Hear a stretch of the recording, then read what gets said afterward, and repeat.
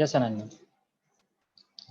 As rightly said by Khalil Gibran, progress is not enhancing what is, but in advancing towards what will be. With this quote, let us begin with our third international virtual conference on contemporary progression in forensic science. A very good afternoon and good morning to one and all present here. I, Ananya KS, on behalf of Department of Forensic Science and Criminal Investigation, Legal Design Media and Insight, invite you all to third international virtual conference on contemporary progression in forensic science. Forensic science has always been the essence of criminal investigation. Even the unknown has been discovered with the help of forensic science. A series of events takes place in identification, individualization, and examination of any evidence linking to the scene of crime, the victim, and the suspect. Over the years, new technologies have been introduced for examination, analysis, and identification of various clues and evidences. With an increase in terrorist attacks, cyber threats, crime, and violence on global scale, the need of effective forensic solution is more critical than ever. Forensic science is evolving, and so is the search for clues. Researchers at the cutting edge are developing new tools. When the suspect's identity cannot be established, detectives may soon still be able to build a picture of what the person may look like from the traces they leave behind. Forensic is a broad field that and incorporates many technologies ranging from pattern recognition to chemical decomposition to DNA analysis. Numerous fields within forensic have improved considerably over the year, and new technologies have enabled new application of forensic science, and yet many more new branches and technologies are being introduced. As the criminals are using various extensive methods to commit crimes, and the police agencies and the forensic experts should work hand in hand and should be well versed with the new advancement and technologies and techniques. This event aims to explore the progression in the field of forensic science and its use in criminal investigation and the challenges faced, and exploring various possibilities and suggestions for future advancement. On this note, I would like to invite Mr. Anuj Kumar, founder and editor-in-chief, Legal Design Media and Insight, to introduce the conference to the audience. Anuj Kumar founded Legal Desire, aiming to give new dimension to law, which is now global leading and biggest media and insight house for legal fraternity. Government of India nominated him to mentor the utter innovation mission of Niti Aayog to set up ATL lab across Indian schools. He has been authoring research with Niti Aayog, including the recent India at 21 and Sustainable Development Goals for India. Anuj has been contributing in drafting of various bills passed in parliaments from 2017 as nominated by Law Commission and Parliamentary Legal Affairs Committee. Anuj's legal desire is also serving Government of Andhra Pradesh and Government of Telangana in public policies and bill drafting. Anuj also served Sidley Austin LLP and former US President Barack Obama for Obama Foundation. Anuj Kumar is working with World Health Organization and various committees headed by WHO Director General Dr. Tedros, including Task Force for COVID-19 and Task Force to combat fake news. He was contributing author to World State of Nurses Report 2020, which was released by World Health Organization a few days back on World Health Day. In 2019, he founded Public and Policy Media, an exclusive media covering Government of India and parliamentarians. Anuj serves more than 50 plus top-tier law firms across the globe for their legal practice management, advising on mergers and acquisition, and business development. In recognition to the proven track record in the delivery of human rights awareness and education by Legal Desire, Youth for Human Rights International appointed him as coordinator of Youth for Human Rights India 2014. He has authored and edited series of books and research papers on law, social science, and public admin. He has delivered guest lectures on various academic institutions on nation building, law, public administration, legal marketing, use of forensic and criminal investigation, and entrepreneurship for change. Anuj has master's in law and has completed numerous diploma and certification courses in medico legal, contract law, justice, criminal justice, medical and international law, and prestigious universities from, from prestigious universities across globe. He was the finalist at the Startup Conclave 2018 held at IIM Lucknow, organized by Startup India, Government of India. Anuj is a regular contributor at India Today, The Telegraph, Huffington Post, India, Above the Law, and Big Law Business by Bloomberg. Over to you, sir.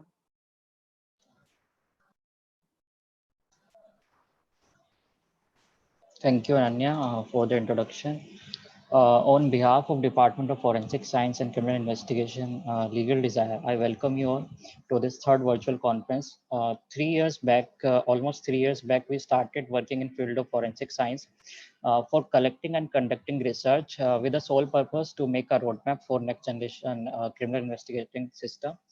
Last year, we established a separate department of forensic science, that is this department, to have a particular team of forensic professionals and research scholars to meet the objective of this department. Just a simple introduction and a brief overview about this department, I request Bhargav to play a short video of this department that will give a overview of our department and its journey.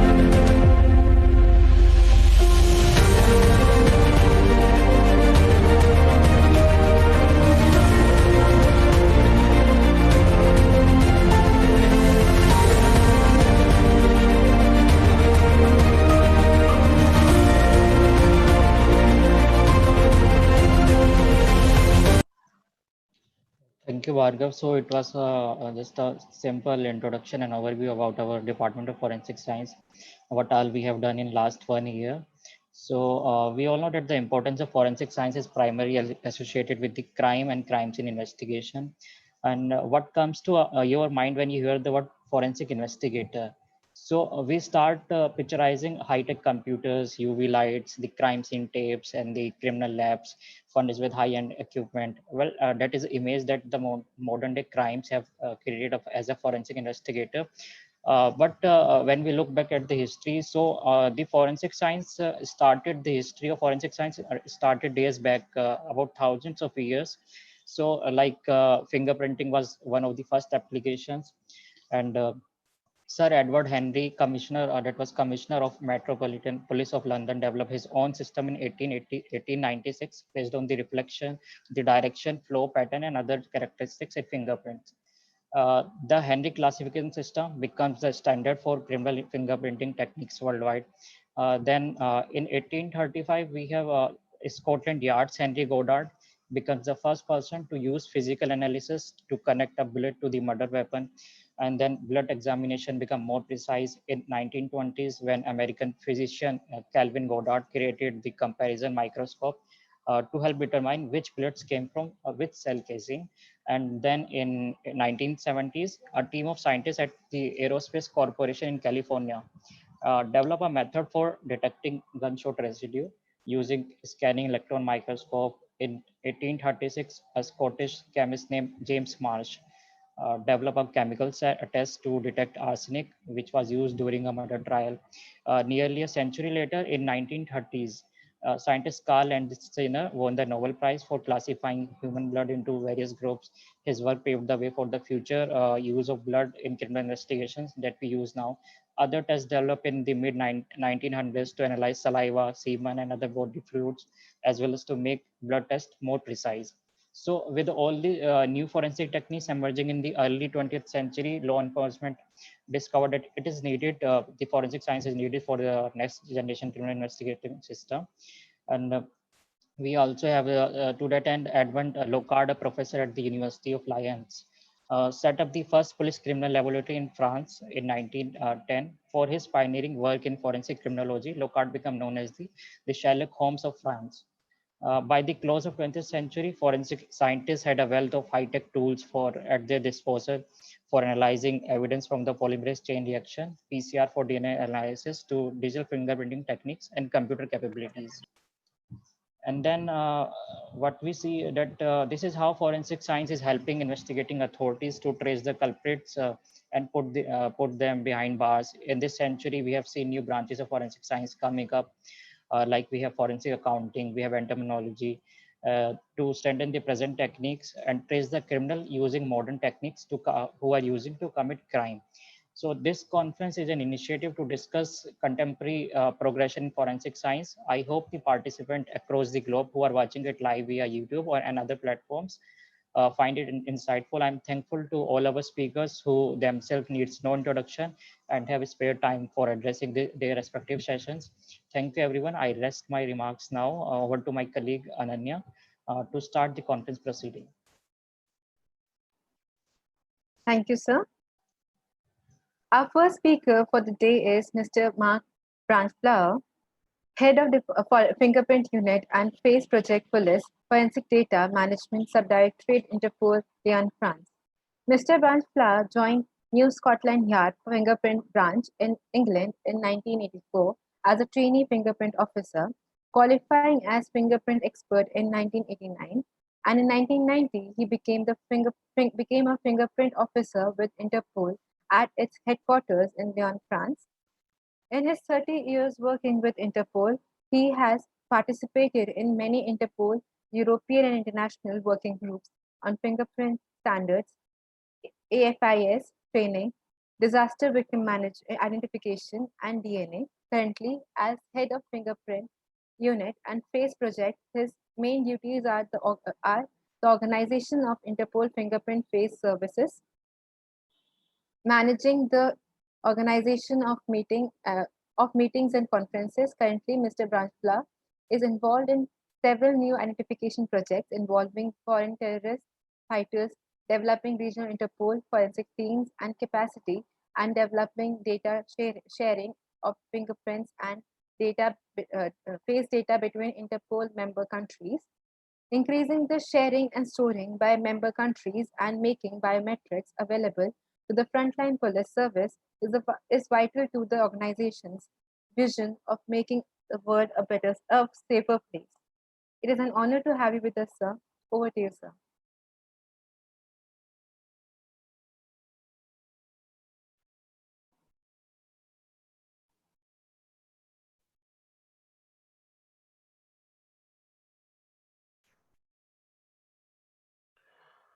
Thank you, Ananya, for those remarks. Please, could just somebody say that they can hear me speaking? Yes, sir. Yes, sir. Yes, perfect. So thank you very much to the organisers of this meeting. It's a pleasure to attend and to assist and hopefully present the work of Interpol in the next 45 minutes. Thank you for the introduction. That was very good, and that's a lot of the work that I have been doing. And you will see from this presentation that Interpol, as the sort of international police, We're doing many things with fingerprints, with facial recognition, with DNA. We don't really get involved too much in the forensic side, which is more the area where you are working. But what we're looking at is the work that you develop in your countries, that you can then share that information through the Interpol network. So as you can see, I'm speaking from my home. It's a Saturday morning. Normally I would not be attending probably a conference on a Saturday morning, but in this new virtual world, when I was invited, I say nowadays we don't seem to have weekends. We seem to be working throughout all the time and adapting to a different lifestyle. I'm actually in one of the things I've realized through this COVID-19 and being at home is that I need to do more decoration on the house.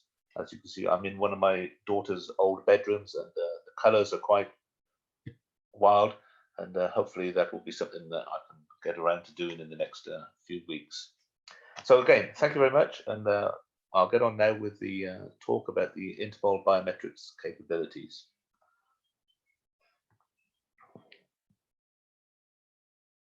So hopefully I can.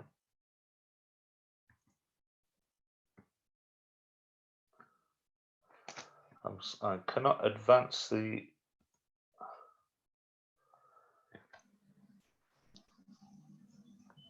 Yes, you can use the slideshow menu in your top menu. You see the slideshow? Okay. Yes. So that's fine now. So as you can see here on the left, this is in Lyon. The building on the left is Lyon. That's the headquarters of the organization. It's been in Lyon since 1989. I joined there in 1990, so I've been there for 30 years. It's an office with roughly 600 staff working in that building now. We have some other offices as well, slightly off-site, but in the Lyon, in the headquarters, roughly 600 staff.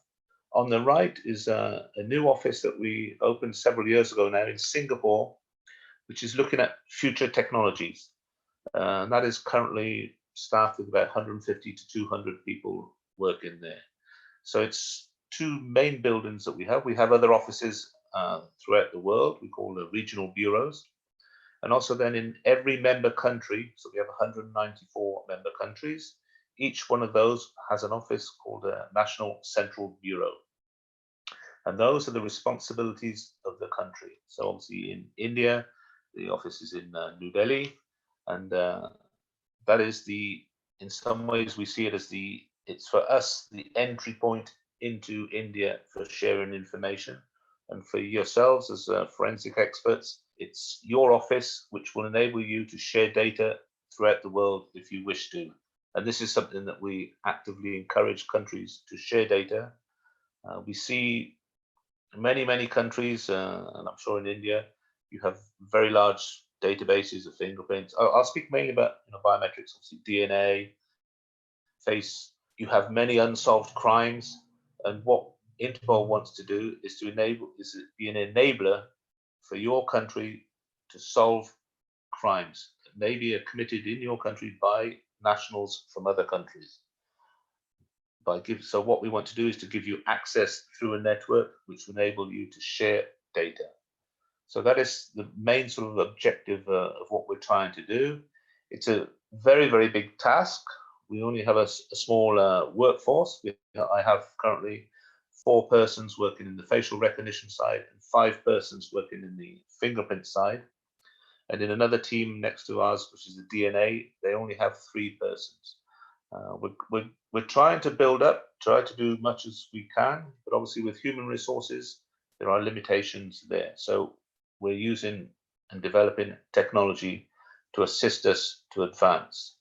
But like I said, we're not the ones that create the data.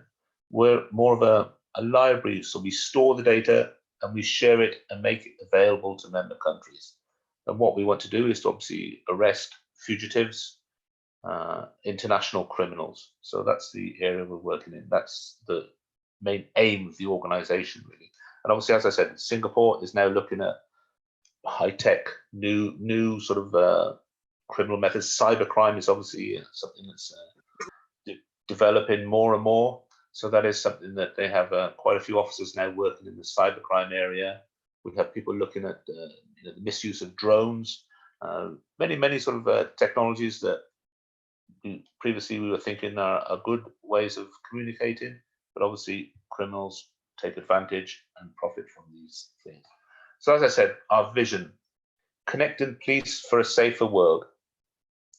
We have done that through what we call I-247, which is a network which goes from Interpol and connects to every one of those national central bureaus. So 194 countries are connected through this secure private network to Interpol, and through that network, they can access all of Interpol databases. We have roughly 18 different databases. Obviously, not biometrics are not the only ones, but we have stolen and lost travel documents, works of arts, car registration, many databases on missing children, databases on environmental crime, very many areas. So all the countries are connected. So that is our vision. In some ways, we could say we have done that. But what we want now is for the actual, not just to go to an office in a country, we want that connection to go further. So we want to obviously connect it to border management. We want to connect it to forensic laboratories, policemen on the street with various technologies. So this is what we're trying to push now, is the Interpol offices to push that extension, that secure network further, not down the line, but to the people that really need to get access to the data. And obviously the mission, by what we want to do by doing this, is to prevent and fight crime through enhanced cooperation and innovation on police and security matters.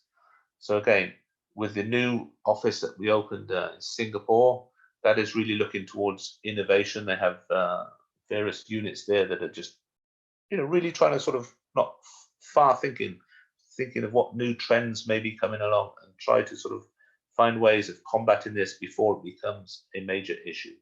So that's our vision and that's our mission, and we will continue to work on those two aims there.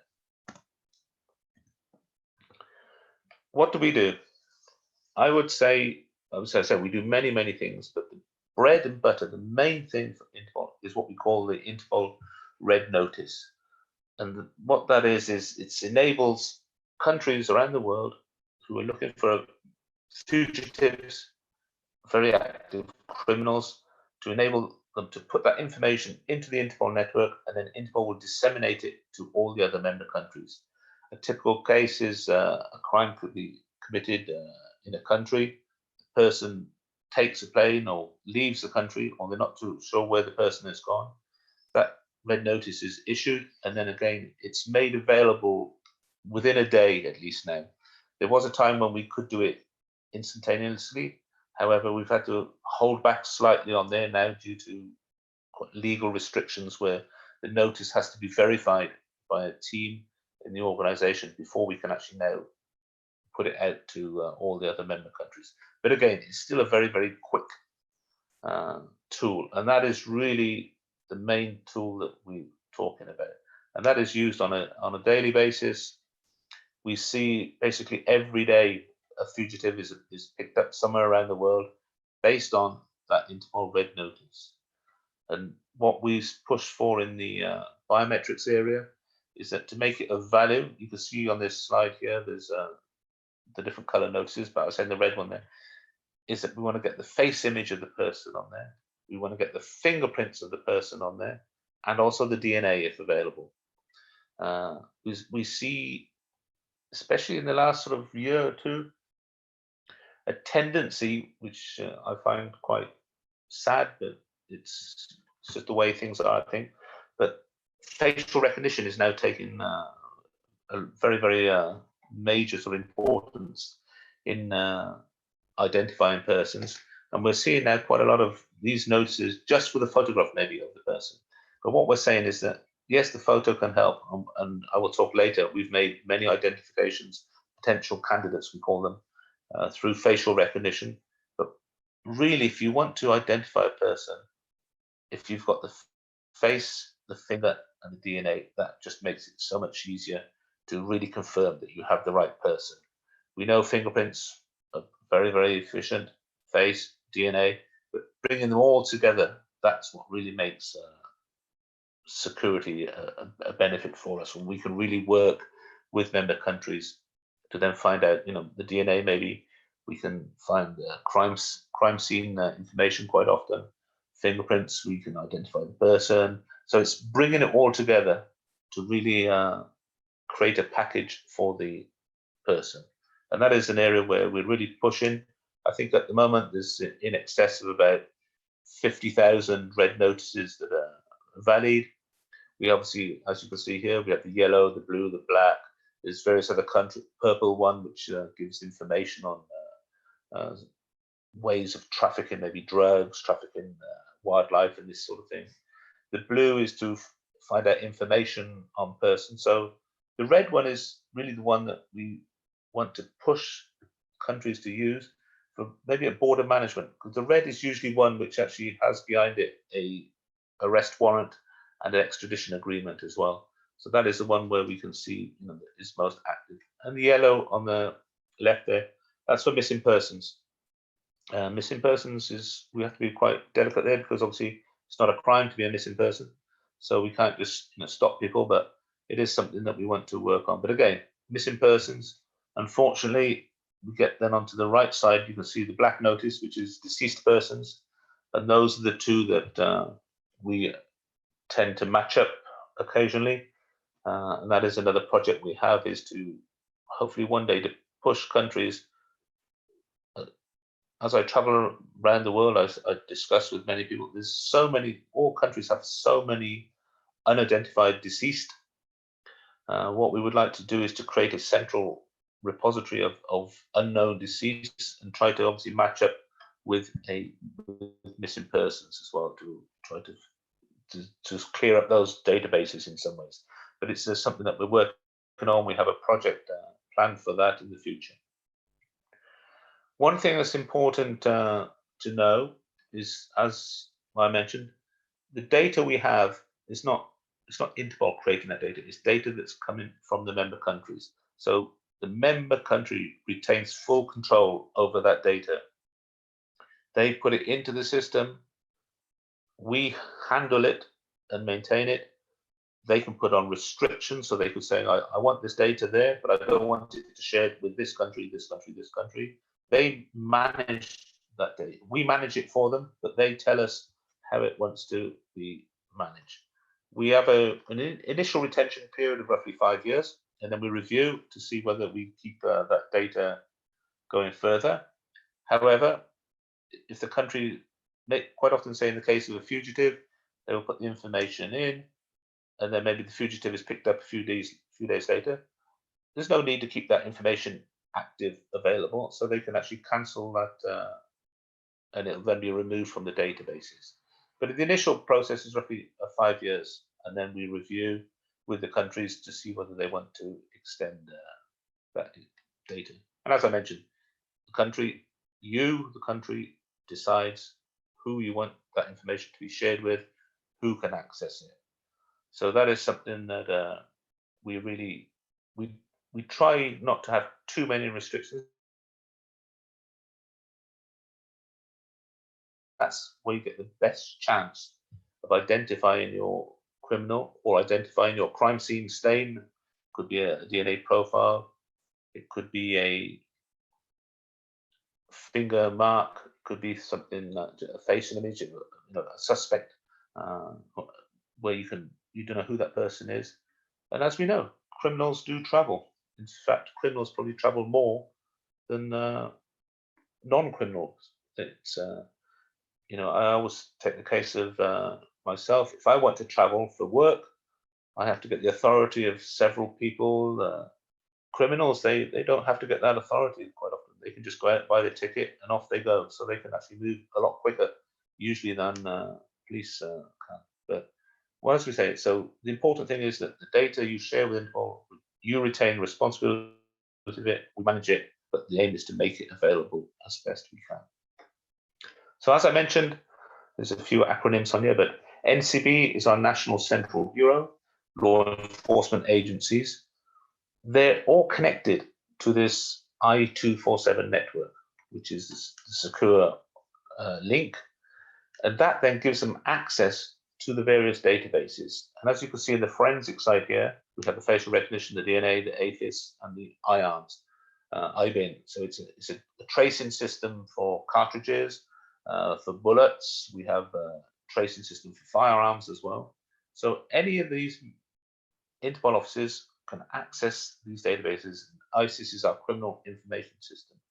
So those forensic databases and all the other databases can be accessed by the NCBs. And as you can see in the red circle there, what we want to do is, it's great that the Interpol office, but you can take your country, India,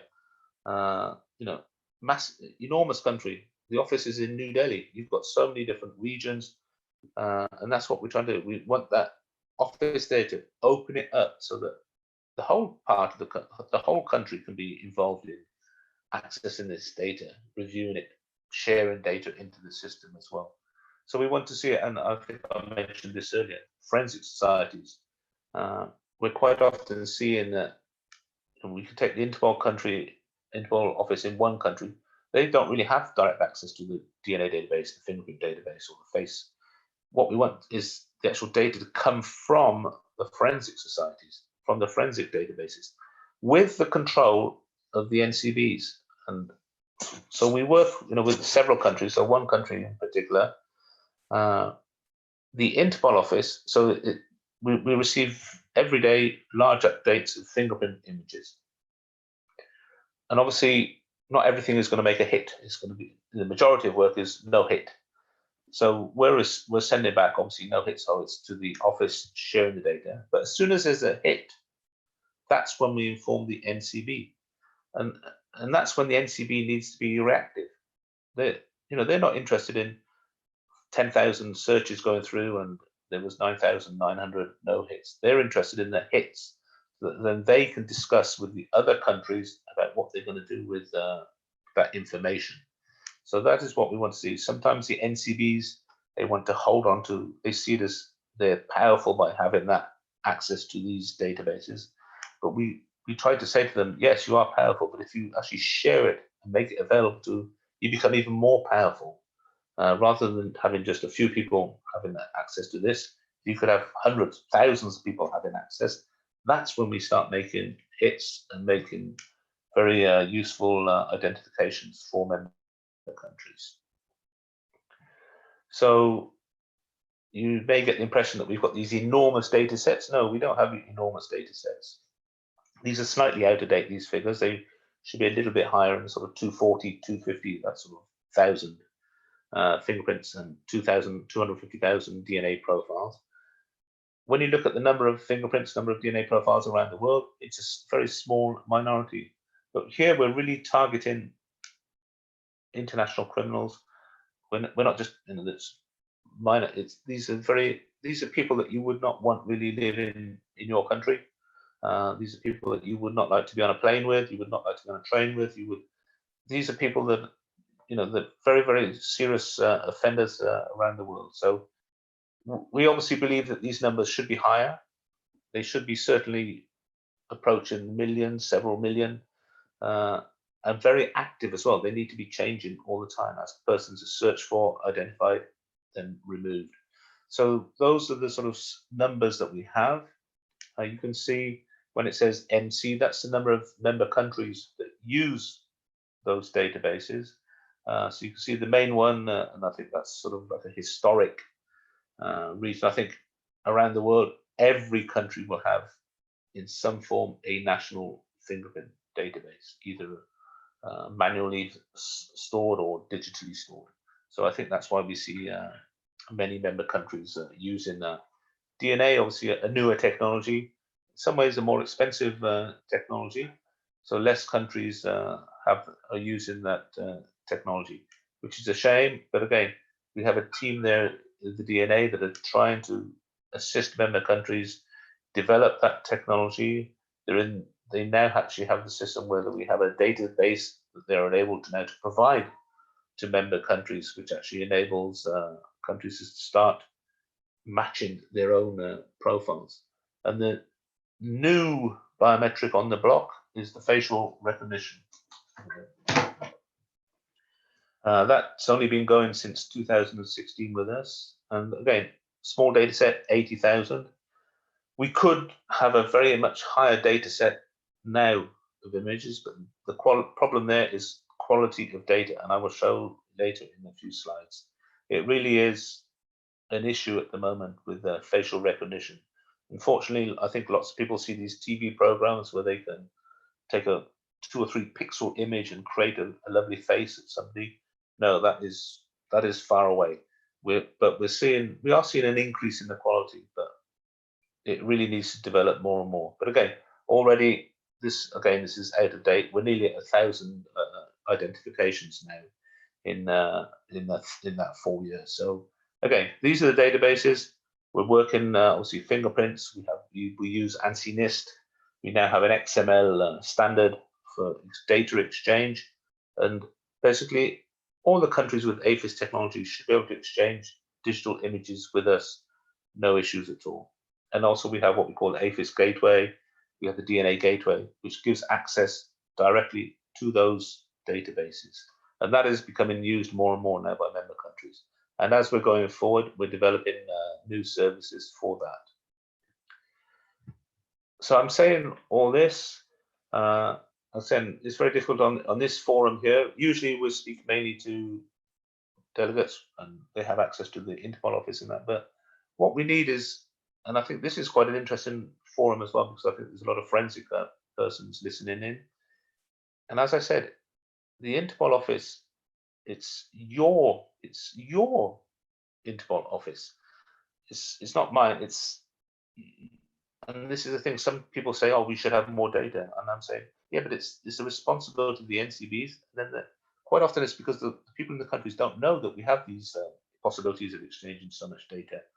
And then once you get more awareness, then you can start sharing that data. We want to see people, as I mentioned, get that request the NCB, say, hey, I listened to this presentation. I would like my forensic unit to have access to this forensic data. And see what the pressure has to come from both sides. It's not forcing or beating or shaming, but it's by influencing, by putting pressure and sort of mentioning that, this is something that we want to be part of. This is an international data sharing agreement. Your country is paying to be a member of this. You as nationals, you pay taxes, which are then used to invest into this system. So it's for everyone to sort of discuss, and I'm more than happy to discuss with people on how we can work towards improving that. So as I said, requesting the access, and again, participating in Interpol events. Usually every year we have a fingerprint and face symposium. We have DNA working groups. We have fingerprint working groups. It would be great to have India on the fingerprint or facial recognition working group. That is something I would be very, very pleased to have. We meet usually twice a year. This year, obviously, is slightly different because of the COVID-19. We've had to cancel the actual meetings at the headquarters, but we're hoping to run a few WebEx working group meetings, so we can still do that. We won't be organizing the symposium because that is just too difficult basically to organize it. The issue with, again, it's like with this meeting, I'm here at 9 o'clock in the morning. If the US were involved, it would be 3 o'clock in the morning for them, and it would push it out to about sort of 9 o'clock in the evening for Australia. So it's very difficult to organize a fully worldwide symposium through a WebEx timing. But what we're trying to do is to find some sort of 2-hour slots where it is convenient. So if we maybe started a meeting at midday in Europe, that's 6 o'clock in the morning in America, maybe 9 o'clock in Australia. So it is possible to do that. But again, we put this information onto the Interpol webpage, and the address will be given later. But I will certainly, if you want to participate, we're more than willing to have you on board. What do we do? Some of these things. This is results from a questionnaire that we pushed out to our member countries on what countries wanted the organization to do basically, forensic data processing. So we can do the facial matching. We can do all these. We do forensic assistance. We actually we have a DVI team, disaster victim identification team, who also has a very strong link to DVI teams throughout the world. So if there is a major disaster, we can actually deploy a team from Interpol, but also make available teams from around the world. We have what we call IMES, which is for major events, and IRT is when we support countries for incidents. So we could have the main IRT ones, obviously, are usually terrorism. So we can have a terrorist attack a couple of years ago in Kenya. We deployed a team down there. We're doing a lot of work with West Africa at the moment because of the increase in terrorism in that region. So we deploy teams, and we in those teams we actually have the capability of doing biometric capture and assisting them with basically training. So as you can see, there's a lot of things we're doing. We're making available lots of tools and services. But what we need, there's no point having all these tools and services if they're not used by the member countries. And that is our big push, is to get countries to participate and share more data. We obviously are restricted with our legal rules. And again, we have a constitution which makes that we cannot store data if it's related to a military or a religious regions. And that is very sensible. We have the retention rules, as I mentioned. One of them was the 5-year. Very, very controlled. There was a time when we kept data without any real sort of review, and the data sets were much larger. But there's no point keeping data that's not valid in the member country. What we need is high volumes of valid data. And obviously then technical is a big issue as well. We're trying to make available standards. We have an implementation of the ANSI NIST for fingerprints. We've created the guidelines on best capture for face images. We have guidelines for DNA as well. And then we have all procedures in place so that everybody knows what data they can share and then how they can share it with us. So I'm going to now sort of go in a bit deeper now to each of the 3 areas: the fingerprints, the face, and the DNA. So again, the statistics are slightly different there, but you can see. So the main thing is the fingerprints. Latent prints, we have roughly, it's about 18,000 now. Again, not an enormous number, but what's good is that those 18,000 latents are in there. They're usually for, maybe they've been taken from improvised explosive devices. They're marks that countries want to know who that person is. So again, with a data set of 18,000 latents, 215,000 fingerprints, and maybe an annual throughput of about 100,000, the chances of making hits are not enormous. But every year, we probably make 30 to 40 hits on those latents. So again, it's enabling countries to clear up a crime that maybe would not have been identified. And we've had some, very interesting cases.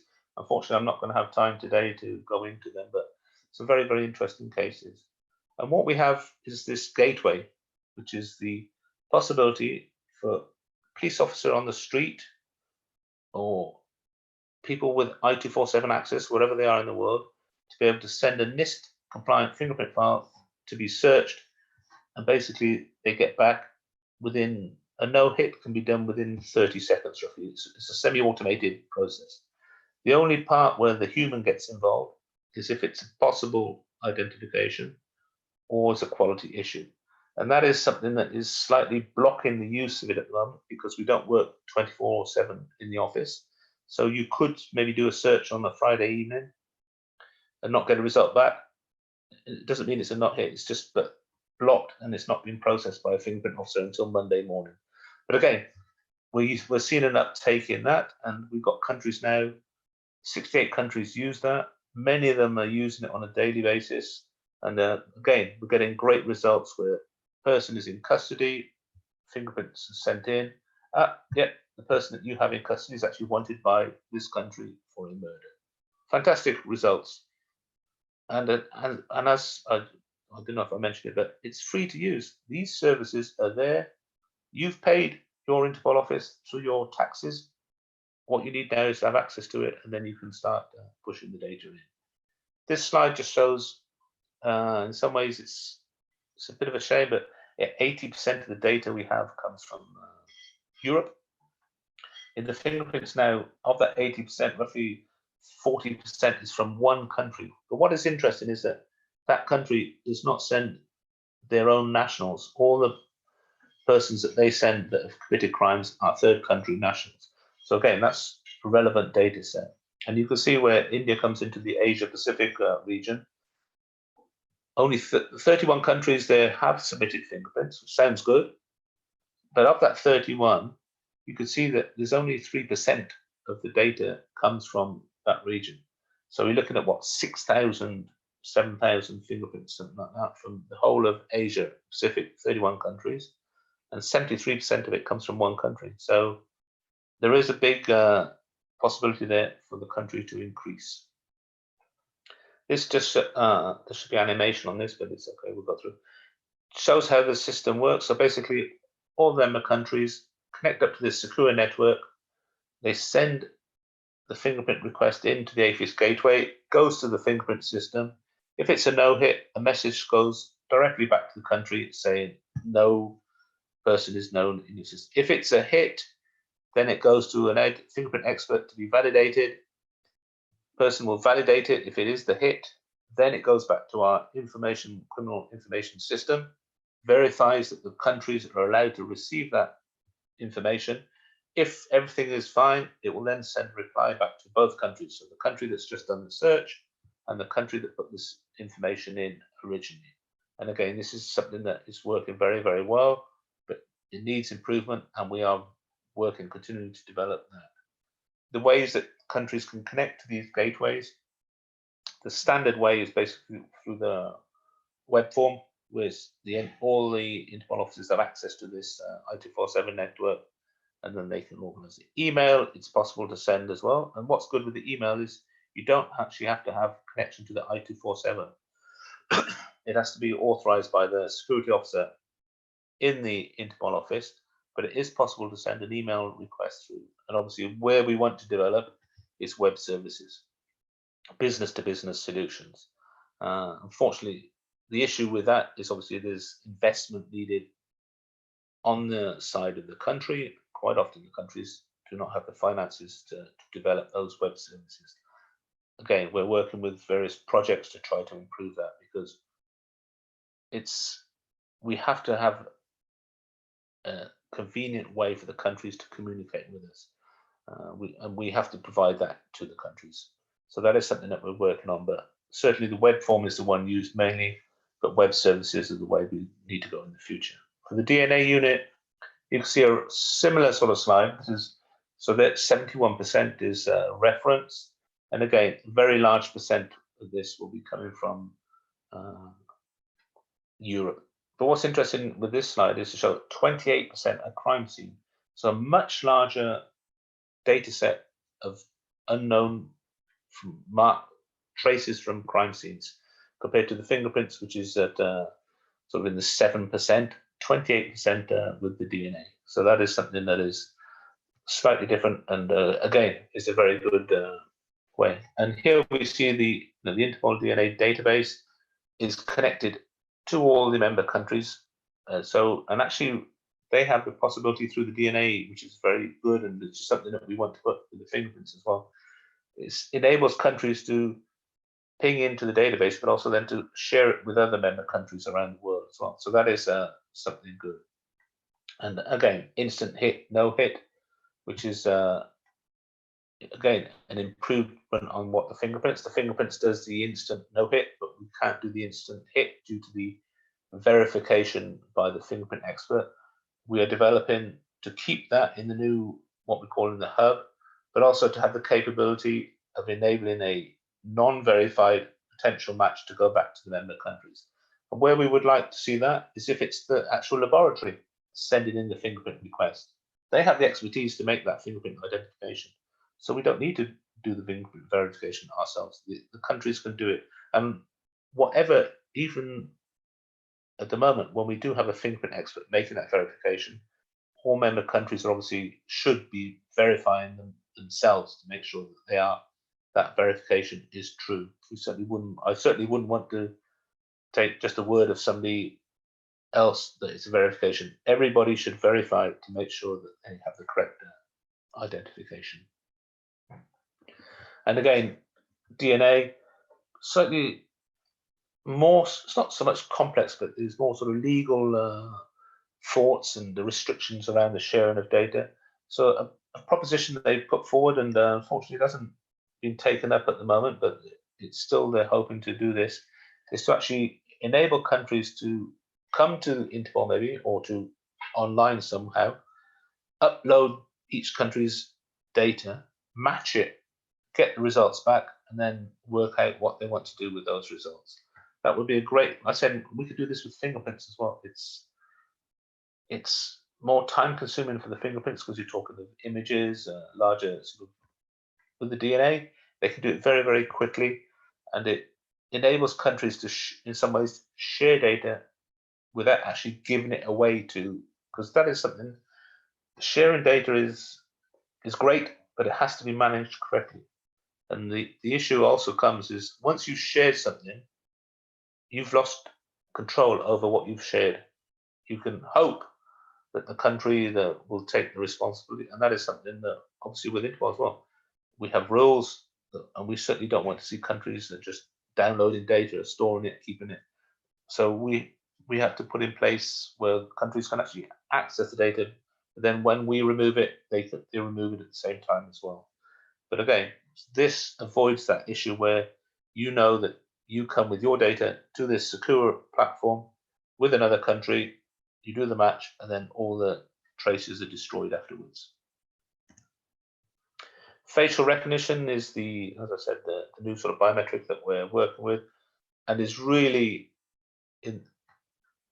I don't know whether, but at the moment, facial recognition is just advancing every day. Basically, we're seeing some improvements in the algorithms and the ways it can be used. And it's true, we're pulling out some stuff that it's quite interesting. We're in the process of doing a new upgrade where we did tests on data that previously had been rejected because the quality was too low. So we just run it through, and actually quite a certain percentage were making matches. However, the face experts were struggling to actually confirm that it was the match. The only way we could confirm it was the match because we knew from fingerprint matches or DNA that it was the same person. So the technology is becoming very, very powerful, sometimes quite scary powerful, but it's a technology that is here, we hope, to stay, even though there is a lot of discussion in the press, in politics about its use. We've had a discussion recently with my team about racial bias and various issues, and it's true. We see in some countries they go a bit gun ho and they will go and maybe arrest people based on a possible face match from a CCTV image. We have to be very, very careful, and every face image that we put forward to a country as a potential is verified by two persons. So we're certainly being very careful, and I think that is the way to be. Very careful, great process in place, and then providing relevant data to our member countries. So as I said, 80,000, we would hope, and that is going to increase dramatically. I could see this as being the biometric that really will change and really go very, very high, especially as we have a database with stolen, lost travel documents. So there's a lot of photos available there from passports and various identity cards that are available around the world. We're seeing it now, more and more countries providing us with data of persons illegally obtaining travel documents. And what's good is that because you need a good quality photo to obtain a travel document, we then have a good quality photo of that criminal person. So we are seeing a big change there. And as you can see, 30% is of good quality. So basically, we're looking at sort of 180,000 are not in the system because the quality is so poor. But again, we're working with that. And in the last year, we've sent out standards, recommendations to our member countries, and they are picking up on that, and we're seeing a big improvement in the quality. This, I will go very quickly through that, but these are the recommendations we want. And again, all these recommendations, if you go onto the Interpol web page, interpol.int, forensics area, you can find this information. We have documents on how to take good quality photos. But if you can do everything on this, the 1 to 11, you will have a photo that is of sufficient quality to be searched through the Interpol database. And these are the sort of types of images that we would like to see. As you can see, you've got good straight. You can see the ears, which is something that is used a lot for the identification. So even if a person has long hair, it's good to be able to pull that hair back over the ears so that when you take that photo. And unfortunately, this is a lot of the images that we receive. Some of you may be looking at this now on your screen and thinking, well, actually, I could recognize this person. Yeah, if that person was probably next to you, you would be able to make that potential match. But it's just the systems at the moment. The systems struggle with the sideways photos. You can see there's one here where you've got the whole photo of the man standing up. If you actually then crop that face image, it becomes tiny. The one next to him is the PNP one in the center top. This is information taken from a passport where it has all the security features over the photograph. This nowadays, the technology is getting better. It can read through some of that, but yeah, we need to get the good full frontal face images. So how the system, it's a very similar way where they connect up member countries, sending the search through the I-247 network. We have a software that verifies the quality. If it goes through, then it goes in, the experts look at it and they do the analysis. And this is one of the first success stories we had as we were setting up the database. It's quite an interesting one because you can see on the left, this was the original Red Notice photograph from 2003 from Argentina. No fingerprints were supplied in that Red Notice. So this Red Notice, since 2003, has been available around the world to member countries. In the one in the center, this is now from 2014. So again, it's a diffusion. So that's from a country in Europe where this person was charged with armed robbery under a certain identity and escaped from prison. So again, so these two were actually in the fingerprint in the Interpol database from 2003. This one from 2014. Names were completely different. In 2016, on the right, they will receive this one for a person attempting to commit an armed robbery. And in this one, they actually sent the fingerprints and the facial recognition. Fingerprints did the search, no identification. And this was, as you can see the date, 2016, that's when we were starting to set up the database. So during this period, we're asking the member countries if we can add the data to the system. So we had a request and Argentina had accepted, so that data was in the system. Then we received more data coming in. Portugal, because it was 2016, went in, and up came the potential match with the Argentina. I think 2 weeks later, Bulgaria agreed to put their images into the system. Then this one went in, and that's when the ball started rolling. But what was interesting was, so to actually confirm if it was the same person, we requested fingerprints from Argentina and from Bulgaria, and then all the fingerprints matched up to show that it is the same person. But what is interesting is that if maybe in 2003 the fingerprints had been on that Red Notice, maybe in 2014 he could have already been identified by Bulgaria. That didn't happen. So it shows great success, but it shows failings in the countries by not sending in all the biometric data that they have available. And where we're looking now is to maybe look at face for border management. That is something we're currently looking at, a border management with fingerprints, but face is something that we want to push to there. So you can see here, this is the Interpol dashboard, Interpol, www.interpol.int. Onto there, there's a whole wealth of information on all sorts of technologies, crime areas, I'd encourage you to look through that. And obviously we have in there the DNA profile and fingerprints, how to share data, different training that's available, many things. So I recommend you to look at that. I think it's 9:43, so I've got a few more minutes. And this is quickly what I want to show you at the end here, is where we're going forward. So we're in the process of a partnership with our biometric provider, which is IDEMIA. And what we're looking for originally was combining something, fingerprints, face, and DNA. Unfortunately, the DNA is slightly outside of this because there's none of the companies really have a specific DNA database available. So the DNA is slightly out, but it's still looking at it. And what we want to use for is, at the moment, in the central line there, that's what we're using our AFIS for, criminal investigation. That's what we're using it for.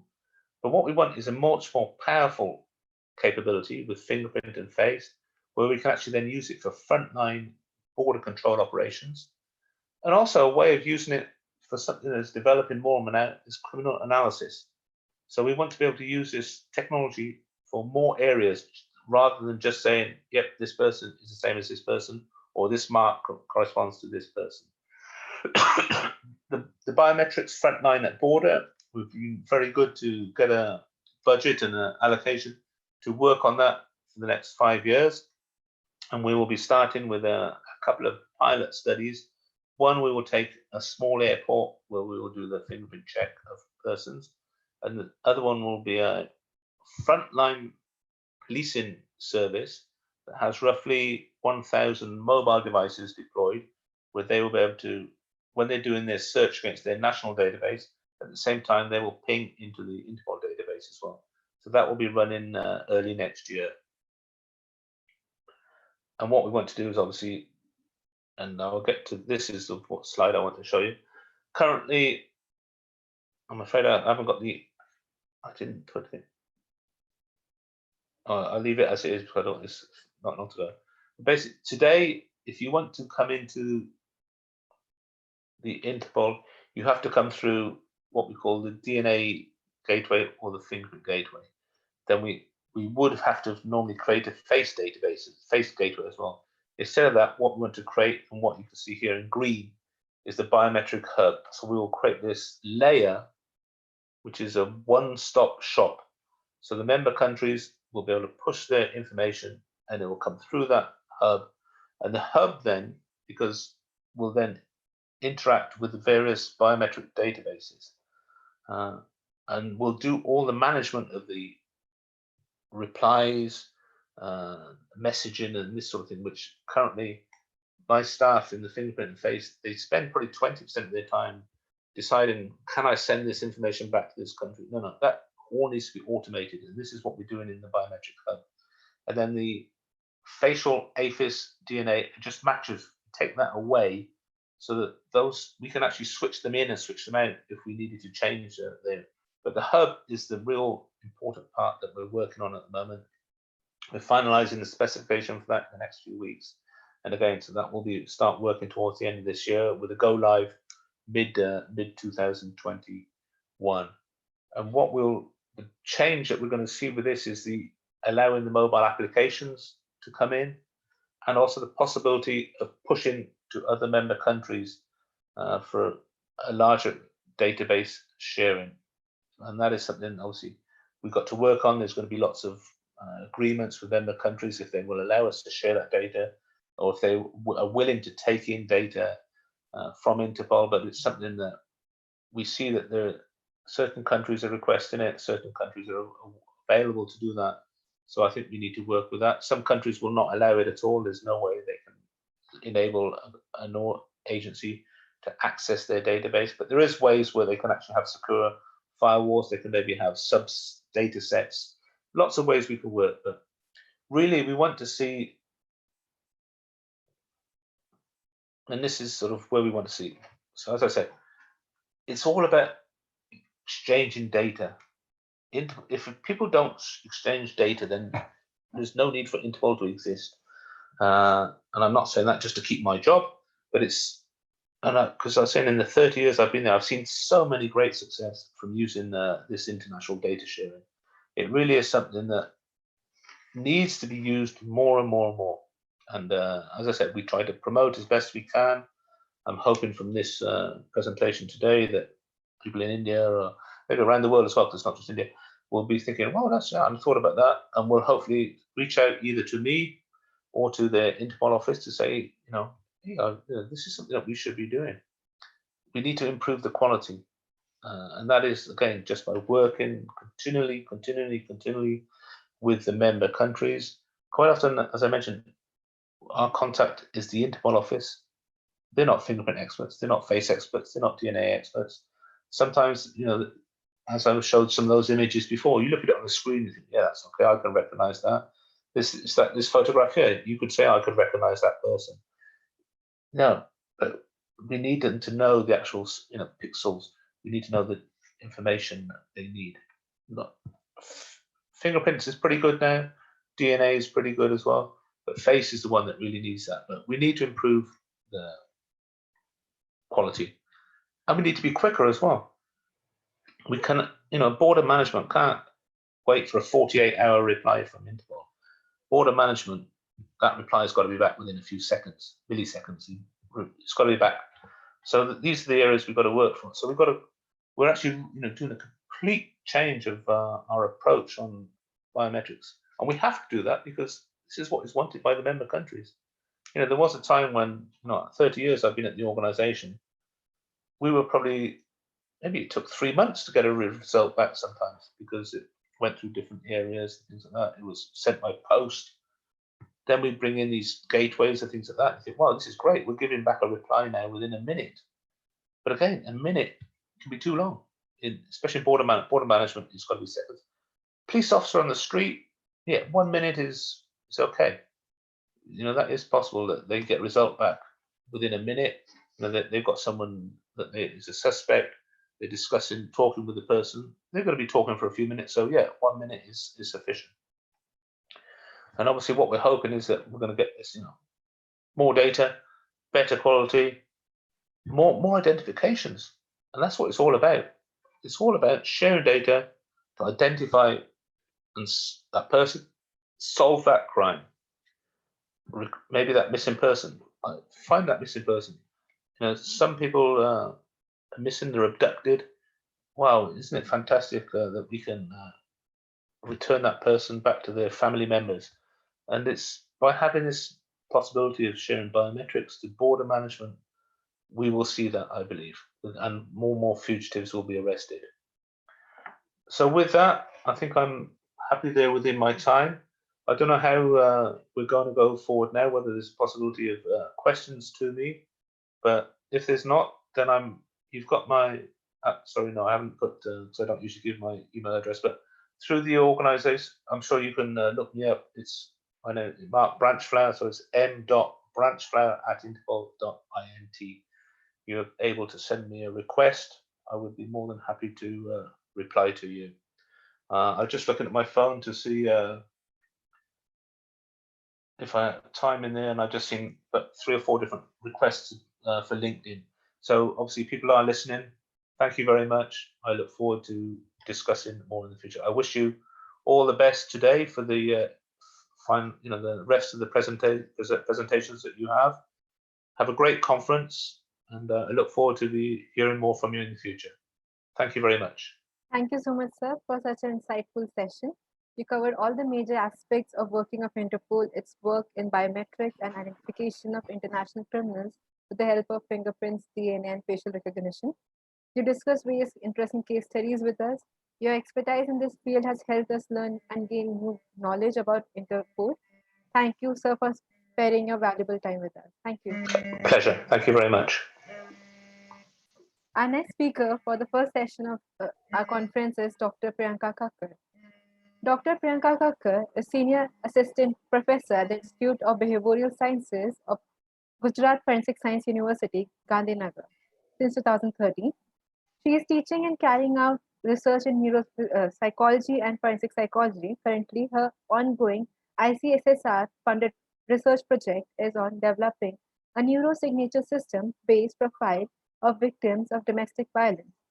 Before joining GFSU, she was lecturer In the Department of Psychology, the MS University of Baroda, Gujarat, she is a trained hypnotherapist, also trained in cognitive electrophysiology and cognitive neuropsychology, and is engaged in computerized EEG ERP analysis, especially in the use of brain electrical oscillation signature profiling for the purpose of forensic, neuro, and clinical studies.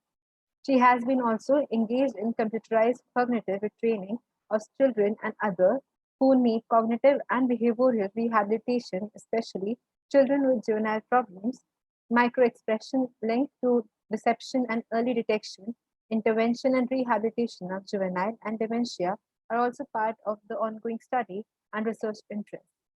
She is a member of Core Committee of Juvenile Justice Rule of Gujarat government, which is currently engaged in developing preliminary assessment module.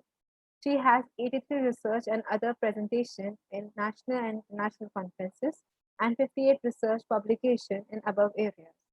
She is a member of the editorial board of the International Journal of Indian Psychology and the International Journal of Transformation of Consciousness. She is a member of the lifetime member of India Pacific Association of Cognitive and Behavioral Neuroscience, Indian School Psychology Association, Grand Academic Portal, also a member of Executive Committee and Editorial Board of the Cognitive Neuroscience Society of India. She is also an Associate Chief Editor of the newly launched journal, GAP, Indian Journal of Forensic and Behavioral Science. She also imparts training to the police personnel, judges, advocates, scientific officers of national and international departments, laboratories, institutes in forensic and neuropsychology at the Gujarat Forensic Science University. She is also handling anti-corruption cases interrogation at IBS, GFSU, and is Government of India Registered Counselor. She has received many awards and recognition like she received the Best Young Faculty Award at International Forensic Science and Criminal Investigation Summit and Award 2020. She received the Bharat Vikas Award 2019 in the Forensics and Cyber Science by Institute of Self-Reliance at National Seminar on Vision 3E Education, Employment and Economy in Bhubaneswar. She received the Best Paper Award on Traumatic Experience and its effect on neural networking in women using brain electrical oscillation signature profiling in First National Psychotrauma Conclave 2018 on psychological trauma, child protection, and mental illness, direction in training, research, and service provision held in 2018 by at All India Institute of Medical Sciences, New Delhi. She received the Best Paper Award on Experimental Knowledge of Positive and Negative Experience and Remembrance and Neural Person using Neurosignature System, selected for NAOP Best Paper Award in 27th National Conference of National Academy of Psychology organized by Department of Humanities and Social Science, Indian Institute of Technology, Kacker, in collaboration with National Academy of Psychology, India in 2017. She received EET CRS Academic Achievement Award 2017 Honorable Mention Certificate. It is an honor to have you with us, ma'am. Over to you. Thank you, Ananya, for such a detailed introduction about me. Give me a minute to share my screen.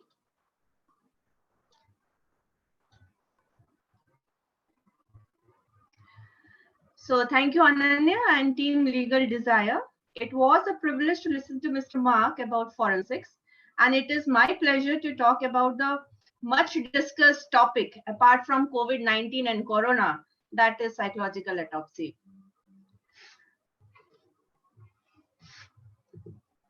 We all have heard about forensic science-based investigation. We have watched it in many movies and science fiction and also in TV serials that whenever there is a crime, the investigation is done through forensic investigation, especially ballistics or forensic accounting, fingerprints, DNA, hair strand investigation, footprints. But sometimes these physical evidences are not enough to prove a person guilty or innocent. So there are times when these physical evidences come to a blockage, and then we need forensic psychology-based investigation. So forensic psychology works hand in hand with forensic science, where physical evidences are present. And sometimes when physical evidences are not present, then also forensic psychology can be helpful in forensic investigation. Now, forensic psychology is not limited to forensic investigation. It has multiple layers of aspects. The first and foremost is the causal factor of crime, why a person has committed crime or why the crime is happening. So in order to understand the causal factor, we forensic psychologists deal with the neuropsychology and the genetics and the psychosocial aspects of criminal activity. We are also into counseling of victims, police officers, relatives of victims, and juveniles. For any investigation, neuropsychological assessment is important. So now we are working on neuroforensic psychological assessment to find out whether the person is actually mentally ill or it is a fake mental illness that is being presented in front of the honorable court. Also, when there is no suspect present in front of us, then criminal or offender profiling can be done. Police psychology, police is also working hard to deal with the crime and criminals. So for their recruitment, whether they have that much capability to deal with such a stressful environment, those who are already working are under stress. So for stress management, we can help them. And how to deal with victims. Most of the time, they are so occupied and pressurized with the type of work they are doing 24 hours, due to which they are unable to deal with the victims, especially the rape victims. So we are also into training of police how to deal with victims, and if victim or the suspect is mentally ill, then how to deal with them. Also the rehabilitation part, we are indulging into technical, technology-based as well as paper pencil-based rehabilitation with the prisoners, police officers, juveniles, and as well as with the victims. Now the most important aspect of forensic psychology about which everybody know is psychological investigative techniques, which are different from forensic science technique. Forensic psychology techniques works on extraction of information. Whenever the information is missing or we want to extract information from the perpetrator or so-called suspect, forensic psychological techniques can be of great help. Now, before I start with the techniques of forensic psychology, there is a standard procedure that we all are following at forensic labs. Court's permission is important before doing any investigation. Once the court's permission is given, the suspect is brought with the PI to the forensic lab for the forensic interview. And then we do the psychological assessment. If the person is not mentally stable, then either we ask that person to get medical or psychological help. Once the person is mentally stable, after that, the assessment is done again. And then we introduce about the tool to be used to the subject. So subject knows everything about the entire procedure which he or she is to be undergo. Because one must have information and understanding about what is happening with them during the investigation. And after telling them about everything that they are going, that they are undergoing to forensic investigation, consent is taken. If the subject denies consent, then we cannot go for recording. Once the consent is taken, then the recording of the subject is done through various investigation techniques ordered by the court. Now, forensic interview is done in a closed lab setup. Here you can see that the one room is for a forensic officer and the victim. And the another room is observation room, through which we can observe the entire conversation happening, and we can also do the audio video recording of the entire interrogation. This special setup is only available in Gujarat Forensic Sciences University, where we have the facility to interact with the victim and with the victim and with the officer if any question is not asked or if further probing is required. Now, the first investigation tool, forensic investigation tool, is suspect detection system, which is used for screening. Now, suppose you have 100 eyewitnesses or multiple suspects. So it is very difficult to go one by one for forensic interview and do the investigation. So this technique is useful in screening out the possible suspects. And after that, we can go for further investigation. Polygraph system is well-known system which uses the physiological parameters like heart rate, respiration, pulse rate, GSR, skin response. So the system is connected with the laptop and you can see all the graphs recorded on the laptop and saved. Next is layered voice analysis. So in this, if you have any voice recording of the subject, victim, or the suspect, that can be analyzed through LVA. If a person is under stress and he is trying to lie, the system is helpful in detecting whether the person is not sure or sure about the statement that he is giving. So the technology is able to detect that sort of variation in the voice. Next is narcoanalysis. It is the only invasive technique where the interview is done after administration of sodium-amytal injection intravenously. Infusion is continued until drowsiness is noted, and once the person is under drowsy state, then the questions are asked.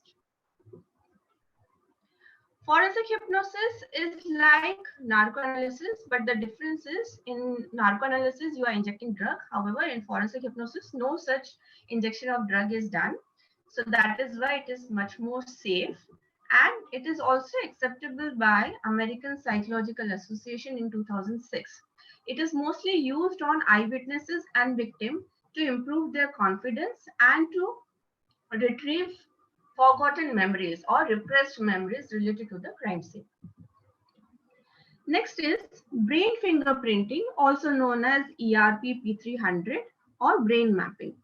In this technique, the person is sitting with the head cap of 3 electrodes and the subject is looking at the computer where stimuluses related to the crime scene are presented one by one. So whenever the crime scene related stimulus is presented and if the subject has any recognition related to that stimulus, the brain activity shows sudden peak in the EEG recording, which can be seen by the forensic officer. Now, the question is whether these techniques are acceptable in court or not. Supreme Court judgment on May 5th, 2010 says that we must protect these two rights of an individual, the right against self-incrimination and the Article 21, that is right to life and personal liberty. Though the court has given this judgment, but none of the technique is going against this article, except brain mapping, which is actually brain fingerprinting, P300, where the court has given the extended judgment about the activity done through brain recording. P300 wave test is not a reliable test. So it is not giving you exact information about the crime scene. And that is why P300 test shall not be used for forensic investigation. But in order to replace P300 or brain fingerprinting, there is an Indian technique which is known as brain electrical oscillation signature profiling technique, in which both the articles are protected. One, that right against self-incrimination in BIOS, that is brain electrical oscillation signature profiling, we are not asking any question to the subject which can go against himself. So he is not compelled to become witness against himself or herself. And second, it should not be cruel, inhuman. So in BIOS, the subject is made comfortable with the eyes closed, and the subject is supposed to listen to the probes for which the brain activation is recorded. So BIOS is the much more safe and acceptable technique as compared to any other forensic techniques. However, polygraph is also a safe and acceptable technique because there is no cruelty done, and for any of these techniques, the subject's consent is taken. So if a subject is ready, then only the recording is done. So whatever investigation we are doing as part of forensic psychological investigation, that is not against the law and against the human rights. Now coming back again to the BIOS investigation, it has high sensitivity and it has high specificity. The reports are automatically generated by the system, and there is zero chance of manipulation when the BIOS investigation is done. It is based upon the experiential knowledge of an individual. So if a person has committed crime, then he possesses all the information related to the criminal act, which can be detected through this technique, that is brain electrical oscillation signature profiling. Now, as I have said, that we are working with LVA, SDS, polygraph, BIOS. So we are dealing with different aspects of an individual, right from the voice, the brain, the physiological parameters, and now the future of forensic investigation is through eye tracking, how the person's eyes are reacting when he is answering to a question, when he is listening to your questions, the micro expressions, how his micro expressions are changing when he is responding, and also through the statement analysis. So the statement given by the subject is also under analysis, that why he has spoken, which word he has used, why he has used that word. So we are dealing with each and every aspect related to the subject under scrutiny. And the most upcoming area under forensic investigation is psychological autopsy. Though it is new for us, but it began in 1958 by Edwin and Norman. And Robert was the first person who developed it as a tool to assist in death investigations. A psychological autopsy is an exploration of the death of a person by reconstructing what he or she thought, felt, and did before his or her death, based upon the information gleaned from suicide notes, police investigation, medical investigation, and coroner's records. It also involves the interview with the families, friends, and others. Now, it is done due to four fundamental reasons. You might be having many physical evidences at the crime scene, but still sometimes psychological autopsy is done for these four fundamental reasons. First is to determine the mode of death. Now, there is a difference between mode of death and the mean of death. Mode of death differs from the mean of death in a way that the mean of death is how someone died. Was it a head trauma, gunshot, heart attack, suffocation, drowning, etc.? And the mode of death is to find out whether the death occurred from a natural cause, an accident, suicide, or it is a homicide, murder. It is also required to find out that why the deceased died at a particular time, date, and place. So that is, was the deceased present in the wrong place at the wrong time because of which the person has faced that death? Was this a date, an anniversary of a loved one's death, and because he was feeling depressed, sad, and that's how he committed suicide, or the death happened, heart attack happened? Was being in that particular area at this time a part of the deceased's regular routine? Was it his regular routine and then he got into trouble, or it was a irregular routine like in Nirbhaya's case? To decide the motivation for the death, why the person decided to die, commit suicide, or was it an intentional, on purpose, sub-intentional, it was only to harm but not to kill, and unintentional, or it was an accident. And the last and the most important reason for doing psychological autopsy is to bring a closure. For the restorative esteem it can convey to the survivors of the deceased. Suppose a person has committed suicide, to bring a closure to the family about the unnatural and untimely death of their family member, psychological autopsy plays a very important role. It gives the exact causal factor of the death. Now, for any investigation technique, there has to be standard guidelines. So the psychological autopsy also has 16 criteria as standard guidelines.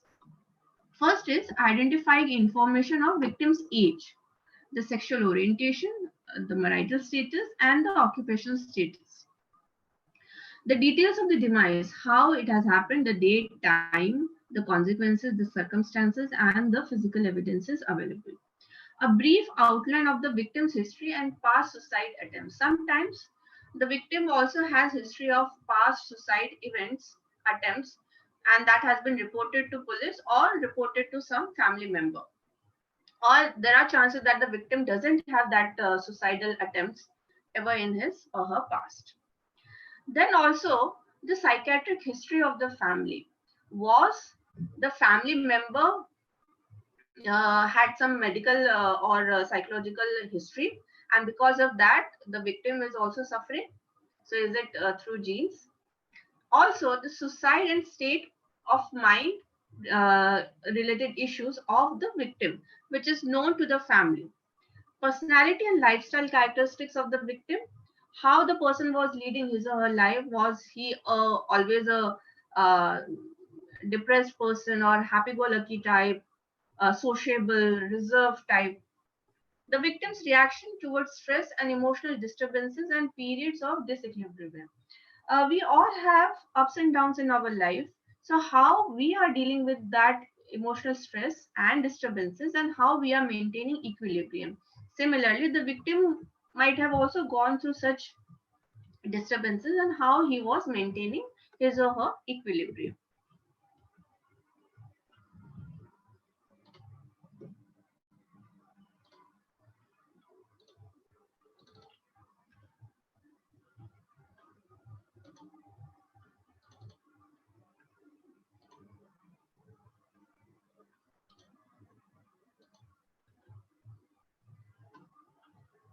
Am I audible? Yes, ma'am, you're audible. Screen is visible, right? Yes, screen is not visible. Screen is not visible. Can you put it on full screen?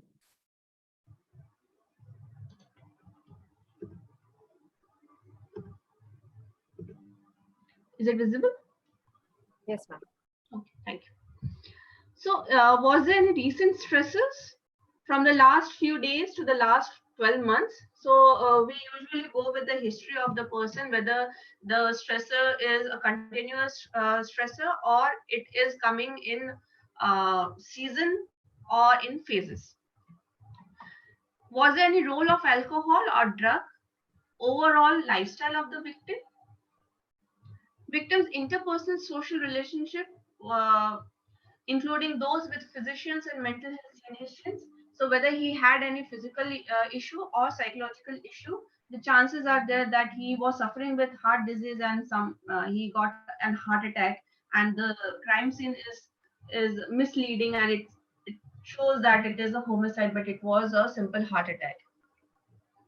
Then fantasies, dreams, thoughts, premonitions, or fear of victim relating to death, accident, or suicide.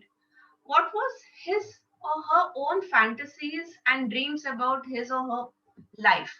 What was his thought process? Was there any premonitions shown by the person that I think I'm not feeling good and I'll commit suicide? Was there any such type of statements made earlier to his friend or family member?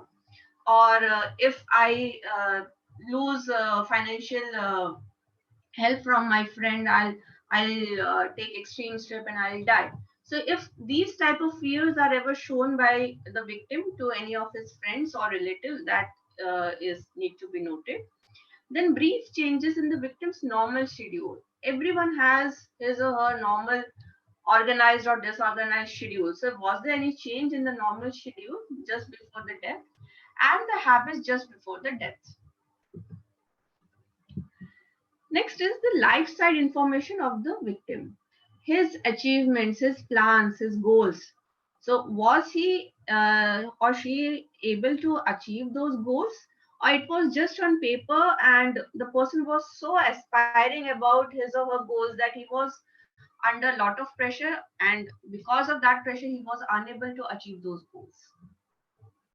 Lethality rate of suicide method, how the person has committed suicide. Was it strangulation, drowning, or accident? So what is the lethality, the danger involved in the suicide? The reaction of the informants to the victim's death. So whomsoever you are interacting, interviewing, how they are reacting towards the victim's death and how they are speaking about the victim. Assessment of suicidal intention, the role of the victim in his own demise. So, what was his own role? He did everything, he planned everything. Like recently, there was a case where the person gave money to a group of people to murder himself just to claim medical insurance for his family because he was under debt. And any other comments or any special feature which was not shown or given by the above mentioned 15 points. Now, in order to fulfill all these 16 criteria, the information can be collected through interviews and psychological information. Interviews can be done of relatives, friends, employers, physicians, and other, including teachers. In case of children, teachers can also get involved to give information about the child and his behavior in the classroom, about his homework, about his behavior, about his interaction. And in some cases, even bartenders. So even the pub people can be investigated, who could provide relevant information in an attempt to reconstruct the deceased background, personal relationships, personality traits, and the lifestyle. The nature of information collected would be usually including the following: biographical information like age, marital status, and occupation; personal information like person's relationship, multiple relationship, married, unmarried, lifestyle, happy-go-lucky type, or he was an alcoholic or drug addict.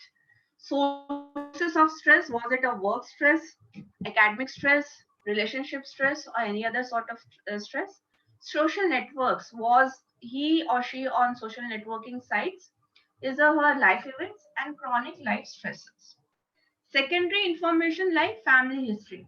So suppose the person was taking medication, psychological medication. So what was it due to his lifestyle stress, or the mental illness runs in the family? Police records. Was he a first-time offender, or he was into multiple suicidal attempts? His own diaries. Now, diaries need to be checked through handwriting expert. That whatever is written in the diary, personal diary of the individual, is with his own handwriting and not written by somebody else. Clinical histories, and if there is any suicide note, then the suicide note is actually written by the subject, the victim, or it is written by somebody else. Also, the suicide note, the so-called suicide note, is actually planned at the crime scene, or it was written earlier and kept with the person and it was found later, or the person has recently written it and after that he took this extreme step to commit suicide. So suicide note is one of the most important evidence for psychological autopsy. Interpretation of suicide note is important to confirm whether the suicide is because of his own will or it is because of abatement. Abatement meaning the person was under pressure to commit suicide by and instigated by somebody else, or it was a homicide, or identify the causation of the suicide. The current interpretation of suicide notes require handwriting expert to confirm that the note is written by the offender or the subject, the victim, as its content may reveal the following. First is the intention, why the person has committed suicide. So it should reflect in the suicide note that the individual has willed himself. So he has written his problems, that because of these reasons I am committing suicide and I am a failure, or I cannot deal with this. I am unable to cope up with this problem. Enough is enough. So the intention is clearly seen in the suicide note. The intention is strengthened by history of previous attempts. Suicide note is not the ultimate evidence that just because he has written these things, so that's the evidence. No, you have to confirm it with the history of his previous attempts and his uh, history of the reason because of which he has committed suicide. Is there any physical illness? One of the cops committed suicide because of detection of cancer. He was a very strong cop, very well-known cop, and he has solved many complex cases. But when he got this information that he's suffering with cancer, that broke him into pieces, and he committed suicide. So, was it a physical illness? And in combination with an alcohol abuse or drug poisoning, fear or anxiety, or changes of size of letter, so gradually becoming small due to intake of psychotic drug. If the person has taken psychotic drug and then writing the letter, so the change of size of letters will be indicating towards the psychotic drug consumption during writing that letter. Or it may indicate the presence of any other physical illness if there are tremors. So the person was very upset and because, or very angry. So in was there any psychiatric illness? Mostly suicide notes can give us information about schizophrenia. Uh, for example, in one of the suicide note, it was written that I was instructed by my father that I must commit suicide, and the father is no more. The father is not present. It was his hallucination and delusion because of which the person committed suicide or murdered somebody, because there were some energies, some forces which motivated me to commit this murder, and so I am doing it. But after doing that, I am feeling guilty that I have murdered my own family members, so I am committing suicide. So these sort of notes are leading to some sort of psychiatric illnesses. And the situational factor, whether the individual is threatened, and because of which the suicide note is written. For example, a good content in an illiterate individual. So a person who is illiterate is putting a lot of fancy words or good words, or he is able to portray himself in a very nice manner. That means the suicide note is doubtful. Repeated cutting or suicide pact. One, the person is writing suicide note and then there are a lot of mistakes and he's cutting and then correcting it. Or suicide intent of another person or abatement of suicide, or somebody is instructing him that you write these things, you must write this, and then the person is committing suicide, or it is a staged murder. Next, for sources of psychological information, school and college records can be taken. Suppose a child had, an individual had, an adult had a childhood history of crime, for example, juveniles, then that information can be get through college or school records. Medical records, any past history, family history, how many visits to physician, the reason of visit, illness, if the person was on medication, the medication was continued, or the person has stopped taking medication. Especially in case of psychiatric medication, if the medication the person stops, then it may lead to suicidal thoughts. Police records, it may give the information about the previous attempts of suicide if it was reported. Mostly in India, it doesn't get reported. And involvement in antisocial activities. Now, where psychological autopsy can be used to understand the suicide, why the person has committed suicide and whether it was really a suicide or a staged death. So in order to understand suicide requires a sensitive undertaking. It is a very sensitive matter. If or if not, the suicide note is present, all the physical evidences are there, but still, since the person has died because of suicide, it becomes a very sensitive case for the person's, the deceased family. Thus, it shall be conducted in a very careful manner.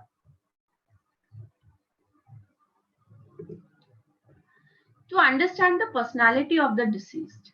So by collecting information from people who are in direct or indirect contact with the deceased, you will get most of the information about his or her personality, which the person was not able to express directly through interaction with the family members. Also, to understand the intention and motive. Suppose if the suicide note is not available and if investigation requires the understanding about the intention and motivation, then the psychological autopsy can be done.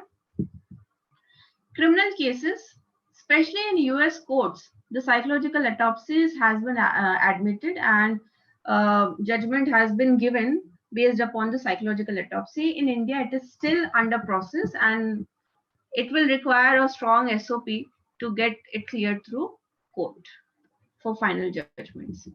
For life insurance, medical claims, it is also important because the suicide was intentional.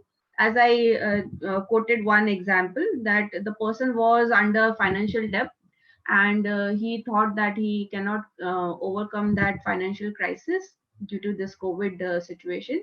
So he decided to commit suicide by giving money to somebody else to murder him.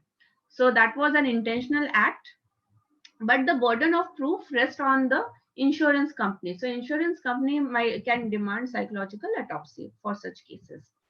If there is any malpractice,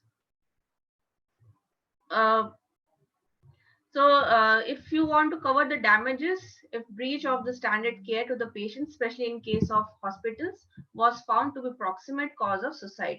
So it was a suicide or it was because there was some lack in the hospital management because of which the patient died. So for that sort of malpractices also, psychological autopsies can be done. During institutional care, if somebody dies, for example, juvenile home, if somebody commits suicide, so that suicide is actually a suicide or it is an abetment. Or in jails, like in Nirbhaya case, the person, one of the suspect committed suicide. So that was his psychological illness or he was pressurized. So in such cases, psychological autopsies can be done.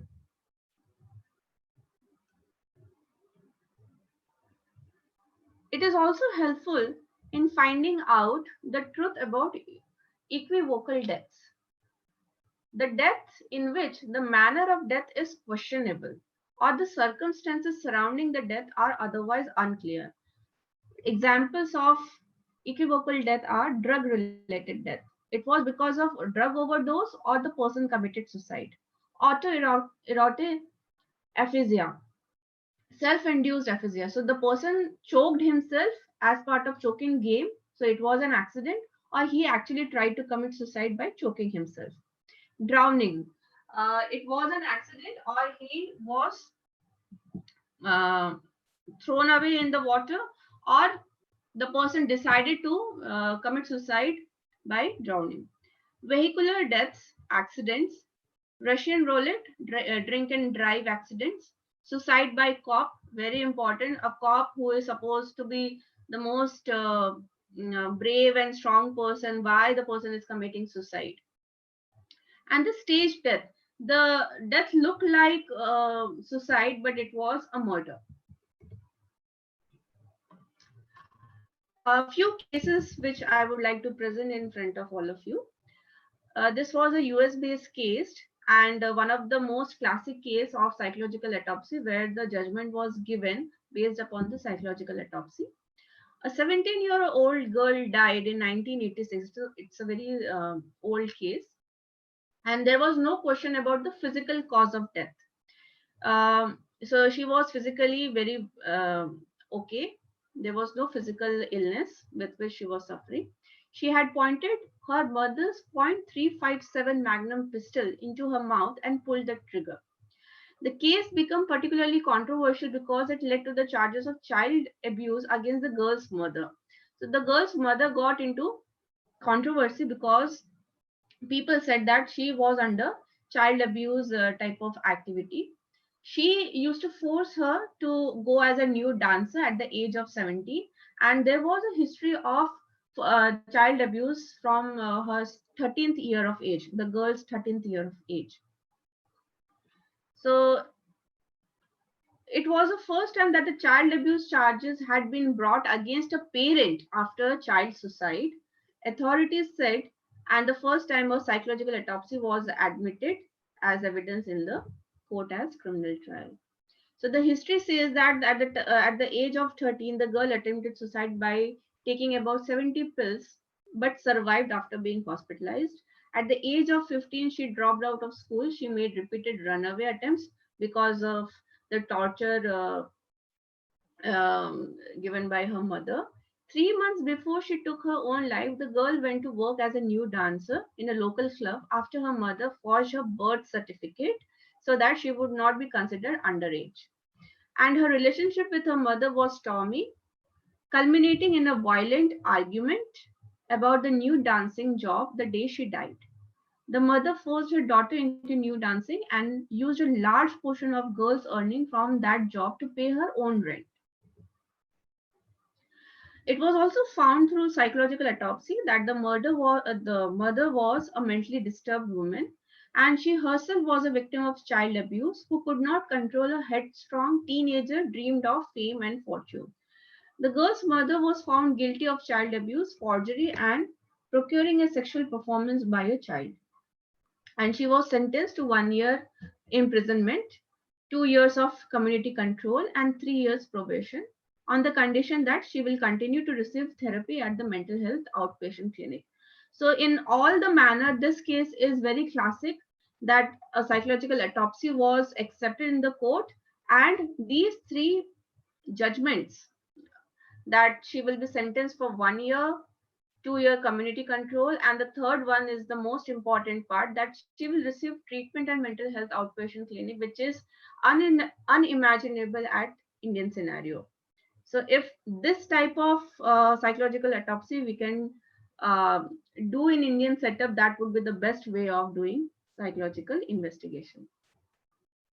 Then the next case is that a 29-year-old medical graduate who was found hanging in his hotel room from a metallic hook with multiple ligatures around his neck. So, looking at the crime scene, it looks more like a homicide. But when the further investigation was done using psychological autopsy, it was found that he was under depression due to academic pressure. And because of that, he committed suicide.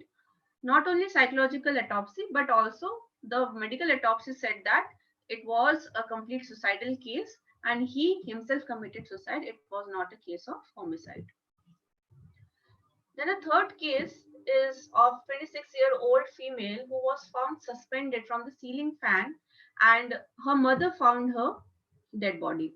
The case was initially declared to be a case of suicide. There was no suicide note present. However, her family, especially her mother, insisted that this could be a homicide and not a suicide. The case was then referred as equivocal death, and the psychological autopsy was done. So PM was done, her personal diary was retrieved, and a court petition was filed by the family to get more information about the suicidal case. So because of that court petition, information were gathered from interview with the key informants through direct interview and past photographs. What was happened on the day of the incident when the girl committed suicide? She had a good time since morning, and when around partying with her friend, she came back home happily and was supposed to go for another dinner party with another fashion designer.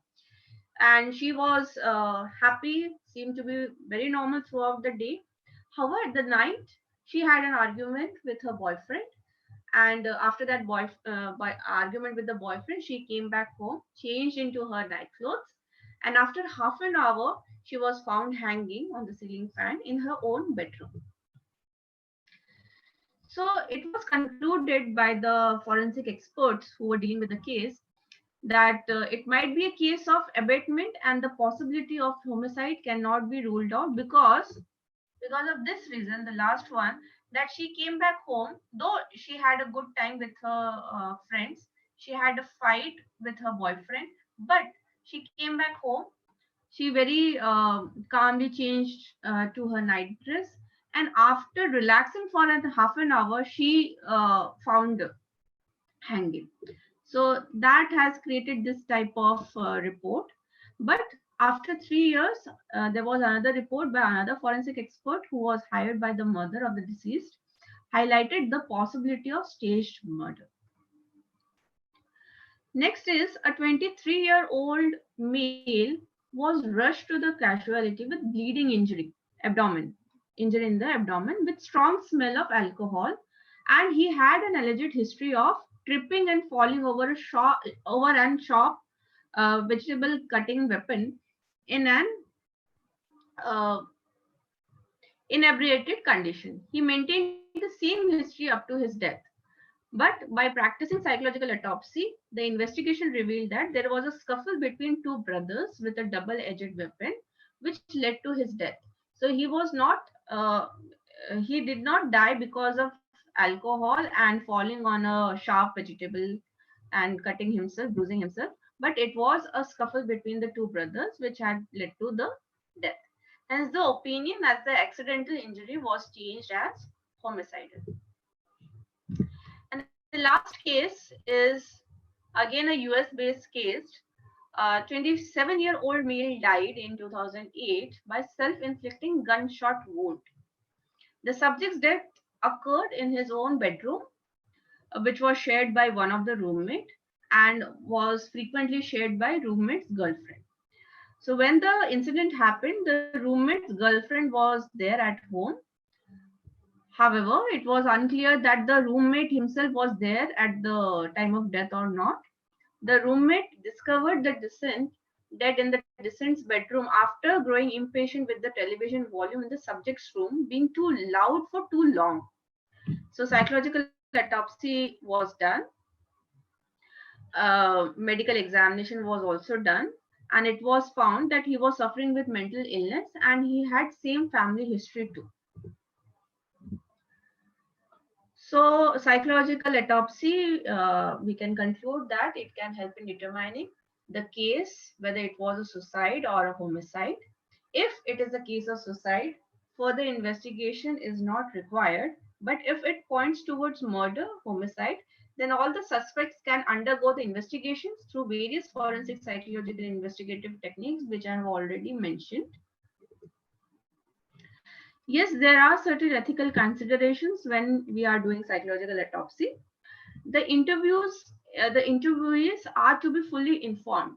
It shall not be a accidental interview or sudden interview with the interviewees. The interviewees shall get prior information that they are going to be interviewed, and they have to be mentally stable and prepared to give their interview.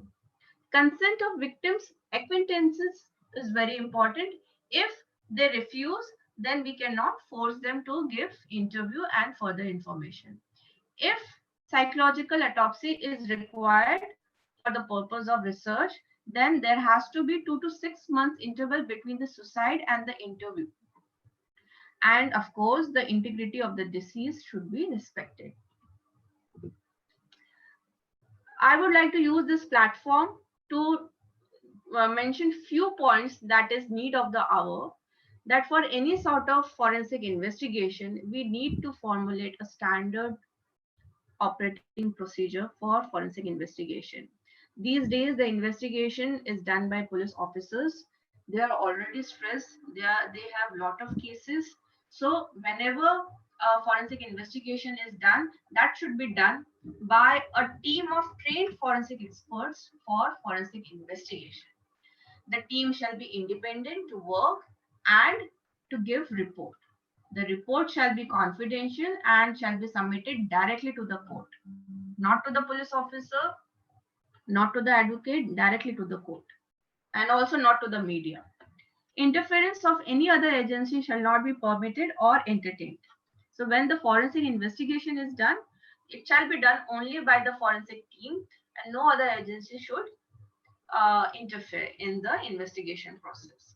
Sharing of crime related details on social media by public without formal permission shall be considered as serious offense. The forensic investigation teamwork shall start from the crime scene to final judgment of the case. Usually, the forensic investigation team is present at crime scene, and another team is there for forensic investigation, and the third team is there to submit the report. So, if the team is created, then the team should maintain from crime scene to the judgment of the case. The team shall not get changed in between. Only the concerned people directly related to the case shall get timely updates about the case. It shall not be made public because that creates lot of mental trauma to the family members, relatives, especially if the victim is alive in case of rape cases. And the general public shall be motivated to get updates about the case they are interested in only from the articles and papers published by the forensic experts in the reputed journals and the final judgment given by the court. Not by the media, not by the newspapers. If they are really interested to know about any case, they are most welcome, but through a reputed published journal papers. That too written by a forensic expert. So with this, I thank the legal desired team, Ananya, Anuj, Bhargav, Apurva, Aman, and a very special thanks to Dr. Mahipal Singh Sankla for inviting me and giving me a chance to talk about psychological autopsy. And thank you all the participants for listening me. Thank you, ma'am, for such a knowledgeable session. You discussed about the field of forensic psychology, where you discussed the cases and causes of commission of crime, importance of neuropsychological investigation. You explained us about various psychological tools for investigation like STS, polygraph, lead voice analysis, narcoanalysis, forensic hypnosis, brain mapping, and their admissibility in the court. You also explained about the various advantages of and working of those and explain what psychological autopsy is and why it is used and in what cases it is used. You also discussed about the various psychological evidences and discussed about various interesting cases, case studies. Thank you for sparing your time, valuable time with us, ma'am. Thank you so much. Now, our last speaker for the first session is Mr. Aman Kumar Yadav, Head of Fingerprint Department, FSL Delhi. Mr. Aman Kumar Yadav has completed his LLB from Delhi University, MPhil in Psychology, MSc in Chemistry, and MSc in Applied Psychology. He is currently working as HOD, Fingerprints Department in FSL Delhi, and Senior Scientific Officer, Lie Detection in FSL Home Department, GNCT Delhi, from 2009 to till date. And he works in the field of crime investigation of different cases referred by Delhi Police, District Courts, High Courts of Forensic Psychology, including psychological assessment of suspect, accused, complainant, polygraph test of suspect, and he works on the establishment of narco test, brain electrical oscillation signature, psychological voice stress analyzer, and other modern techniques in the field of forensic psychology for the purpose of crime investigation in FSL Delhi. He is a qualified fingerprint expert from the Central Fingerprint Bureau, NCRB, MHA, Government of India, and has more than 25 years of experience in the field of crime investigation, including attending more than 5,000 crime scenes as a crime investigator in all types of cases, including murder, bomb blast, dacoity, etc., and expertising in the fingerprint development and lifting fingerprints on the scene of crime. Matching of fingerprints and criminal records, matching of the question documents prints by application of the latest technologies in the crime scene investigation. Example, automated fingerprint identification system, laser forensic light source, various chemicals, vapors, powders, etc. He established the fingerprint division and brain fingerprint division in FSL Delhi. He is a visiting faculty of Bureau of Police Research and Development, MHA, Ghaziabad, CBI Training Center, Delhi Police Training Center, MD University, Haryana Police, SGT University, etc. He is a technical expert committee member of Central Forensic Science Laboratory, CBI Delhi. He imparted training in the field of fingerprint science, forensic psychology to various officers, officials, and students, and furnishing experts' opinion and attending various court and expert witness. He has published many papers like physiological basis of the forensic assessment in the Indian Police Journal, published by BPRD, forensic statement analysis, an emerging tool in detection of uh, deception in the crime investigation in the CBI Bulletin, published by CBI, and many more. It is an honor to have you with us, sir. Over to you, sir. Thank you, Ananya. Thank you. Good afternoon to our esteemed guest of honor, speaker, and to all the participants. First of all, I would like to give a special thanks to the Department of Forensic and Criminal Investigation for giving me such a golden opportunity to share my last 25 years of experience in the field of forensic investigation.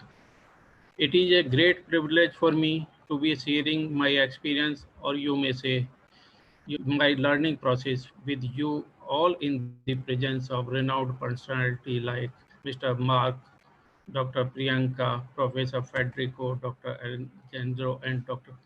Paul Dowling. I am presently working in the Delhi Government Forensic Science Lab, which is the most advanced lab in the India, where more than 10,000 cases are received and reported every year, which is the highest number of cases anywhere in the India. Today, I am glad to have an opportunity to share my viewpoint and learning about the contemporary progress in the forensic science. I would like to begin with a well-known story about the Roman general Julius Caesar. In 44 BC,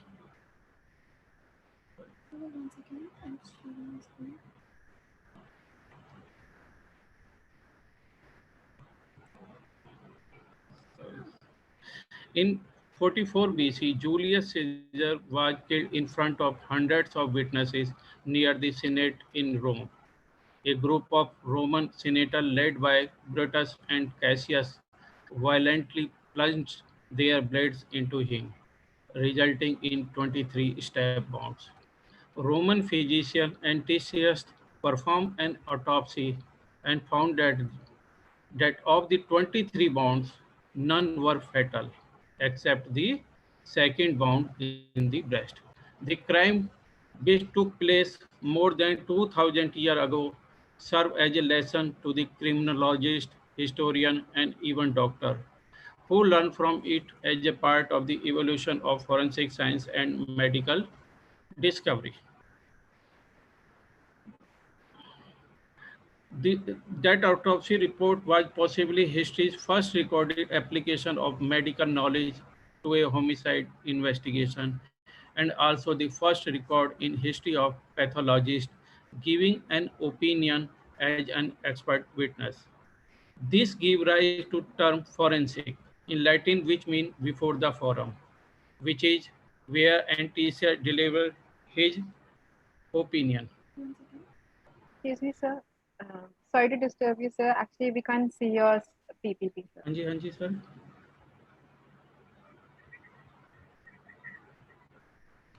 अच्छा मैं देखता हूँ एक बार please.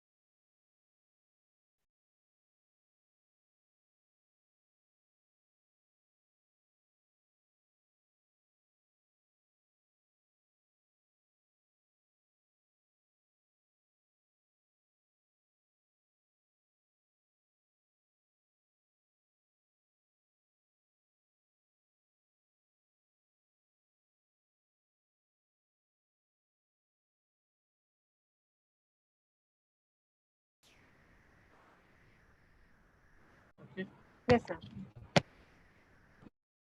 मेरा video yes. Sorry, there is some little technical error. Okay, as I earlier discussed the case of Julius Caesar. In the middle of the 19th century, natural science began to develop by leaps and bounds. The mystics theory before advanced to explain the scheme, so things began to lose ground as the clear. Cold logic of scientific experiment gradually shed a new light of the mysteries of the universe. The change in the point of view from the mystic to the scientific soon became apparent not only in criminal investigation but in different facets of the legal system. Now there emerged two facets of a single case. The facet stated that and the facet proved from a scientific viewpoint. The era of forensic science had arrived. Forensic science embraces all branches of basic science such as physical, chemical, biological, medical science, etc., and applies them to the purpose of law.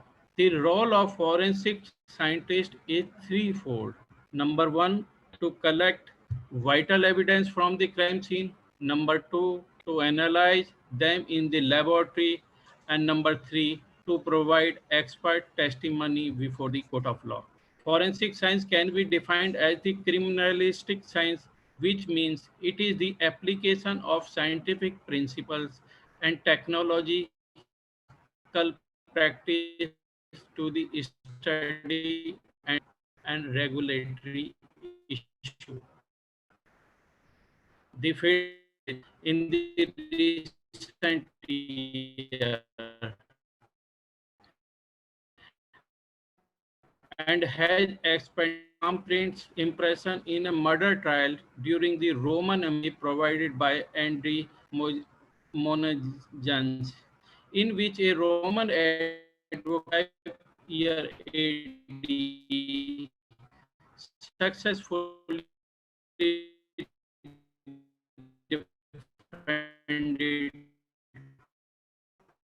a blind boy accused by would not have been made by the defendant, but had been planned by the true criminal, the stepmother.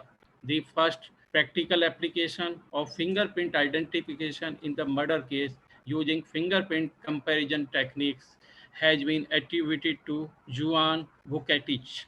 Vucetich was a Dalmatian immigrant to Argentina who developed an extensive interest in fingerprints and in the year 1892 established the identity of an individual through the use of fingerprints. In the Buenos Aires provincial town of the Nicosia, the two sons of a lady named Rojas were found murdered and she had throat bound. She accused a near neighbors of this crime and he was arrested. Although he protested his innocence, fortunately, the police officers examined the crime scene, noticed that what appeared to be fingerprint in blood on a door adjacent to the place where the body had been found. The portion of the door bearing these marks were cut out and sent to La Plata Identification Bureau together with the fingerprint of the accused man and the woman Roja. It was quickly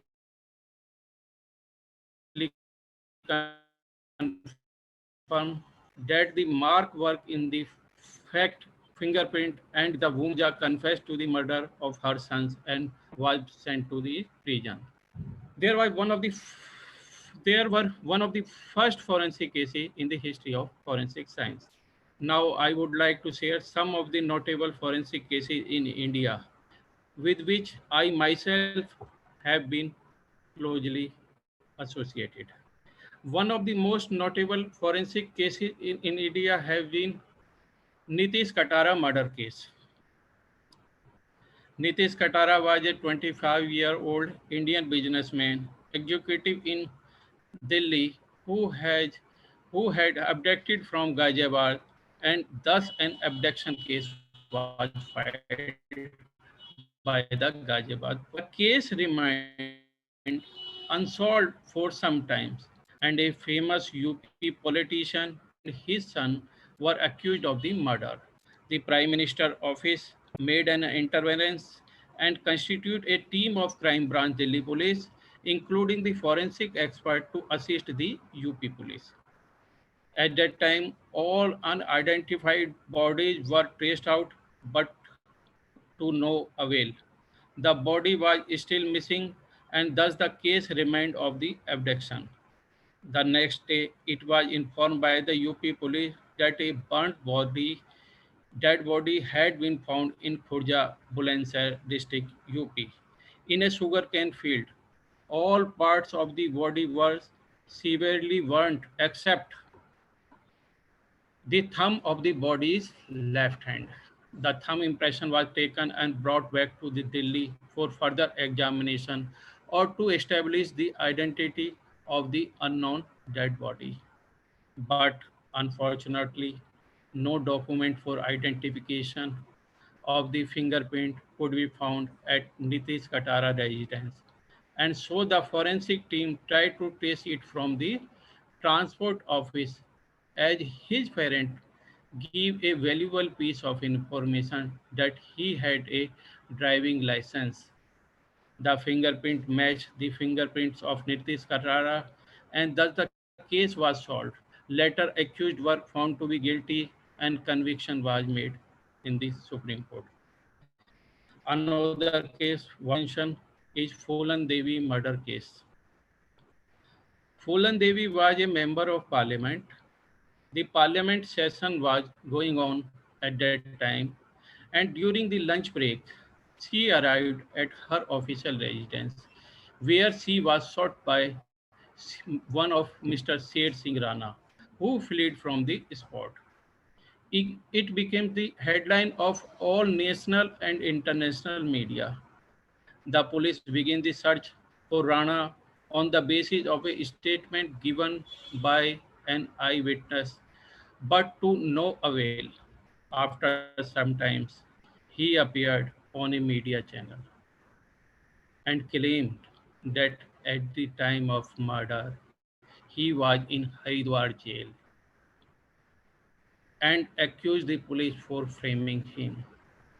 He was arrested. Later, a team of forensic experts was sent to Haridwar jail to find the truth behind his claims.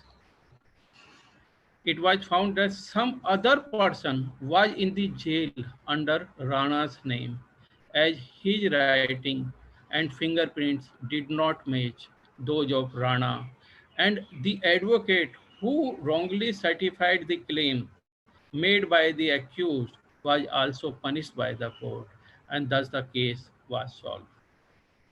Forensic science has been successfully solving many other cases like Priyadarshini murder case, Shivani Bhatnagar murder case, and many other, which has greatly helped the judiciary system. All this proves that forensic science has now become an indispensable part of the criminal justice delivery system. Forensic science basically work on the Locard principle. You all know very well. Locard exchange principle is generally understood as the fairness. With contact between two items, there will be an exchange. It is impossible for a criminal to act, especially considering the intensity of a crime, without leaving trace of his presence. In forensic science, Locard principle holds that the perpetrator of crime will bring something into the crime scene and leave with something from it, and that both can be used as a forensic evidence.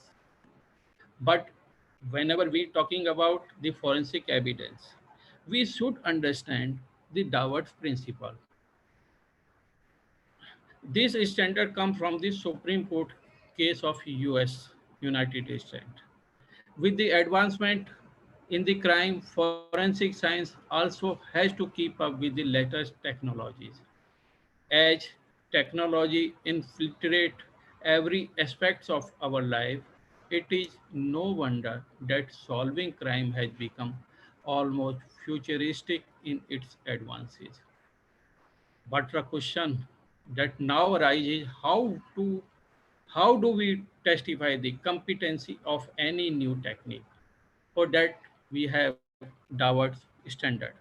The Dawat standard is used by the US Supreme Court to assess whether an expert witness scientifically scientific testimony is based on scientifically valid reasoning that can properly be applied to the fact at issue. Under the Dawat standard, the factor that may considering in determine whether the methodology is valid, there are 5 points. Number one, whether the theory or technique in question can be and has been tested. Number two, whether it has been subjected to peer review and publication. Number three, it is known or potential error rate, if any. Number four, the existence and maintenance of the standard controlling its operation. And number five, whether it has attracted widespread acceptance within a relevant scientific community. Here, I would like to draw all of your kind attention about the corona vaccines. All these standards we observed followed by the WHO. So corona vaccine takes times because they have to be qualified Dawat standard scientific testimony. Since the beginning of human race, crime in some form or other has existed. With the progress of science and development of technology, the notion of crime as well as the methods used by the criminals in the commission of crime has undergone a phenomenal transformation. The very nature of crime itself has undergone complete transformation. There is conceptual shift in the terms of the cost of criminal behavior and the form of criminality. In the present era, most of the human activities are carried with the aid of modern technology. The last decade has witnessed the maximum advancement in the field of technology, leading to dependency of every government affairs, business activities, and masses around to depend on technology. In a such scenario, the threat of crime is among the worst fears. Criminals are getting sophisticated day by day. They take help of high technology in commission of crime. They are taking help of scientific technology to such an extent that within the time period of few seconds, they remove themselves from crime scene and mostly with no evidence at crime sites. But such advancement are also taking place in the field of forensic science. Now we are going to be discussing some such advancement technique. In my previous lecture, Dr. Priyanka or Mr. Mark already give you a brief notes of the technology advances. However, I would like to share some more advancement in this field. Excuse me.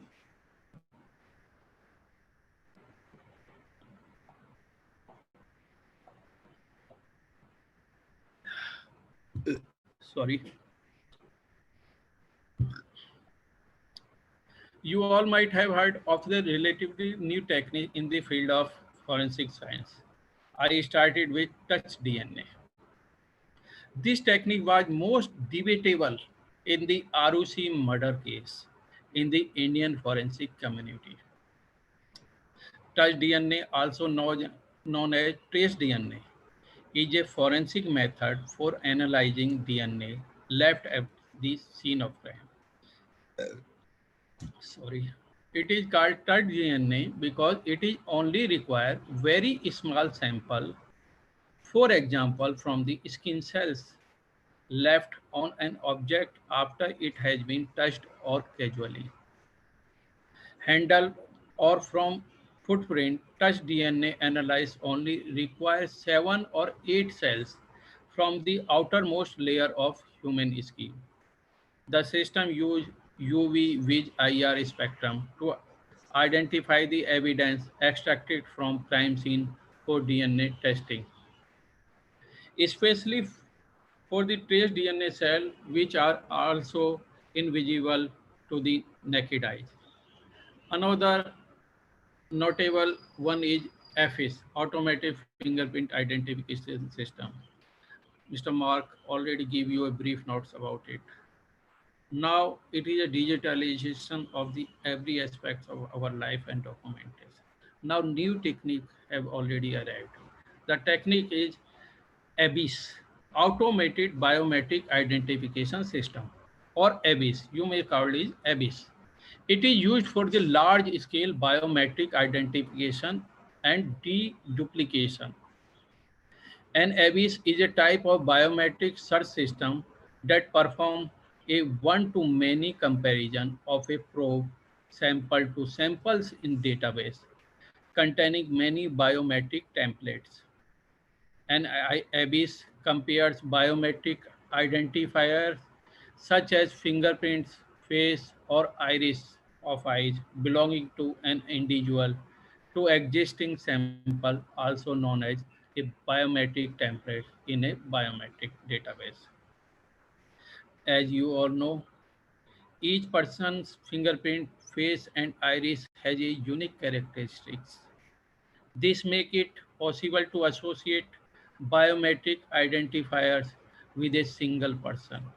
A biometric search uses algorithm that compare the physical characteristic in a probe sample to the characteristic in existing template, capturing later fingerprint without any treatment has also been made possible by the advancement in technology on the scene of crime with the help of ultra-wide spectrum evidence searching.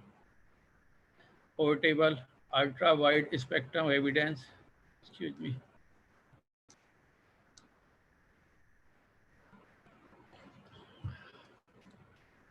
thank you. Portable ultra-wide spectrum evidence searching and imaging system adopts high-quality imaging sensor. This system has a built-in Wi-Fi hotspot, which can also be used in place without Wi-Fi. It can take photographs and do videography for non-permeable object fingerprints, blood stain on dark textiles, traces, document inspections, and other material evidence of the crime scene and take evidence. We have also seen a lot of advancement in the field of forensic psychology, such as brain fingerprinting and layered voice stress analyzer. Sometimes a person has concealed information in the brain that he or she might be reluctant to share or deny knowing it at all. That's where brain fingerprinting come in. This fairly new technology detect concealed information stored in the brain. It measures electrical brain wave responses to specific stimuli such as word, phrases, or picture presented on a computer screen. Probes, targets, and other irrelevant stimuli are used to detect concealed information. Another technique is layered voice stress analyzer, which in short we call LVSA. LVSA is a voice analyzer software for detecting deception in conversation by analyzing human voice. It identifies various types of stress, cognitive processes, and emotional reaction that expose the emotional profile and sensitive discussion point of the suspects and provide quick truth verification through voice analysis. LBSA enables analysis of conversation in real or form recorded data during face-to-face and over the phone during a free or structured investigation session. These techniques are widely used and accepted by the CIA, FBI, Mossad, and now in India by Delhi Forensic Science Laboratory, which is an NABL accredited lab. Though the passage of time, it has been made evident that forensic science has become an indispensable part of the judiciary system. Law has always sought the assistance of science, and that has become indispensable in the criminal justice administration. The court have to deal with the novel scientific evidence very often, which has posed profound challenges for the law. Scientific evidence in an inevitable facet of the criminal trial and development of science facility the investigation in solving the crime. The collection of forensic evidence and the application of forensic sciences have become essential to criminal investigation and prosecution. The evidence which is admitted in the trial must not only be relevant but also be reliable. An expert witness is called to testify about the reliability of the scientific evidence sought to be introduced at the trial. Ensuring the scientific validity of the scientific expert evidence always posed problem for the judges and advocates who are largely unfamiliar with the scientific technique. It is cardinal rule of the criminal jurisprudence that before any evidence is admitted in the trial, it is the duty of court to scrutinize very closely and to find out the basis upon which it was based. And thus now we shall discuss the admissibility of forensic science in the Indian Court of Law. As I earlier mentioned, the role of forensic science is threefold. Number one, to collect vital evidence from the crime scene. Number two, to analyze them in the laboratory. And number three, to provide expert testimony before the court of law. When we discuss the contemporary progression in the forensic science, we also need to take into account the contemporary progress in the admissibility of the forensic evidence in the court of law. To explain it is in broad terms, I would like to share a case history with all of you. You all have heard a case of ex-Punjab Chief Minister late Sri Bean Singh. Late Sri Bean Singh, the Chief Minister of Punjab, and 16 other people were killed in an explosion outside the civil secretariat in Chandigarh in August 1995. Excuse me. Thank you. The scene of crime had been completely destroyed due to explosive, and thus in initial stage, all the crime investigating agencies were clueless on 3 points. The points are whether the bomb had been planted in the car, number one. Number two, whether the suicide bomber was seated in the car. Number three, whether the suicide bomber had attacked the car from the surrounding or outside. It was utmost important to determine the reason to find out the lapses or negligence of security agency because the inner security was the responsibility of NSG and the Punjab police was responsible for ensuring outer security. Later forensic team of Chandigarh CFSL successfully proved that the suicide bomber had attacked the car from the outside, resulting in the assassination of the Punjab CM. Dilawar Singh, a Punjab police officer, had acted as a suicide bomber to assassinate it. Sri B.N. Singh. Now coming back to the admissibility of forensic science in law. To understand, we first need to understand what is the evidence in the legal context. Strictly in legal context, evidence can be defined as the various things presented in the court of purpose of proving or disapproving a question under inquiry. It includes testimony, documents, photographs, maps, and videotapes, etc. These are terms as evidence of the cases. Trial evidence consists of three things, as generally we see it. Number one, the sworn testimony of the witnesses on both direct and cross examination. Number two, the exhibit which have been received into evidence. And number three, any fact to which all the lawyers have been agreed or stipulated.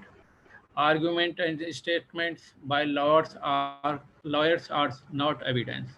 The lawyers are not witnesses.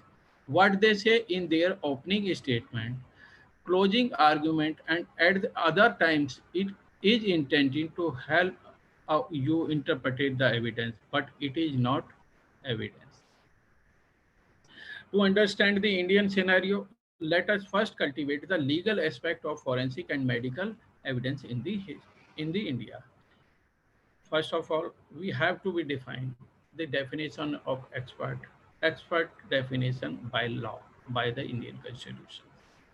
As per Section 45 of the Indian Evidence Act, 1872, when the court has to form an opinion upon a point of foreign law or of science or art or as to identify of the handwriting or finger impressions, the opinion upon that point of person, especially skilled, the term used is skilled in a such foreign law, science, or art, or in question as to the identity of the handwriting or finger impressions are relevant fact.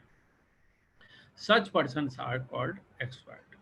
This is the definition of expert as per the section 45 of Indian Evidence Act.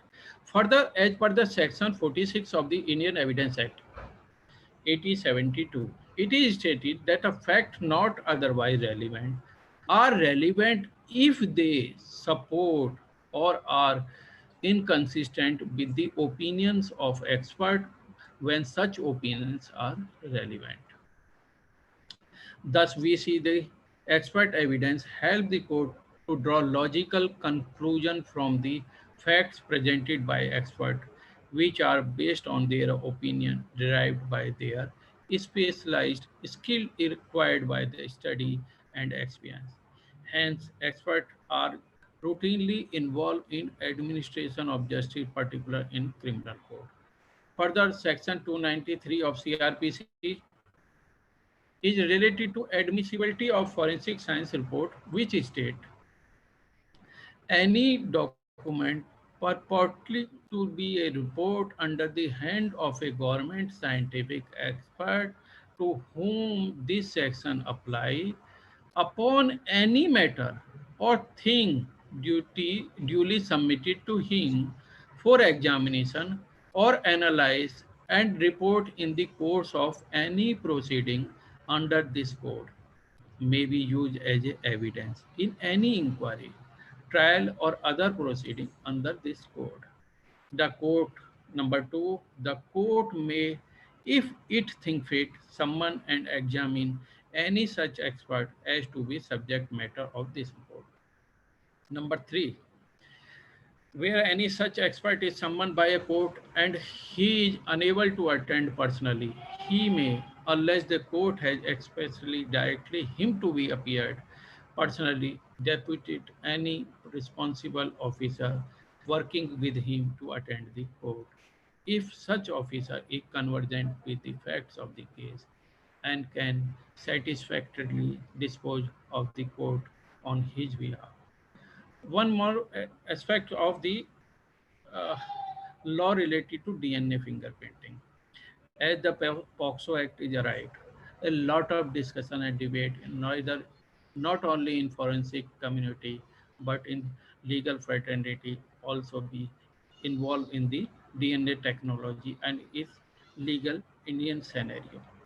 Indian courts have time and again held that the evidence for proving non-assassin must be strong, distinct, satisfactory, and conclusive. DNA test can be strong evidence as they are correct up to 99% if positive and 100% if negative. There are some relevant case law is Vasu versus Santa in 1975, Gautam Kundu versus State of West Bengal. In the above cases, the court has laid down certain guidelines regarding DNA test and their admissibility to prove parentage. Number one, the court in India cannot order blood test as a matter of course. Number two, wherever applications are made for such prayer, in order to have revolving inquiry, the prayer for blood test cannot be entertained. The court must carefully examine as what would be the consequence of ordering the blood test, whether it will have the effect of branding as a child as a bastard and the mother as an unchaste woman. Number four, no one can be compelled to give a sample of blood for analysis. For the sorry. Further, the court said blood grouping test is a useful test to determine the question of disputed paternity. It can be relied upon by a court as a circumstantial evidence, which ultimately exclude a certain individual as a father of the child.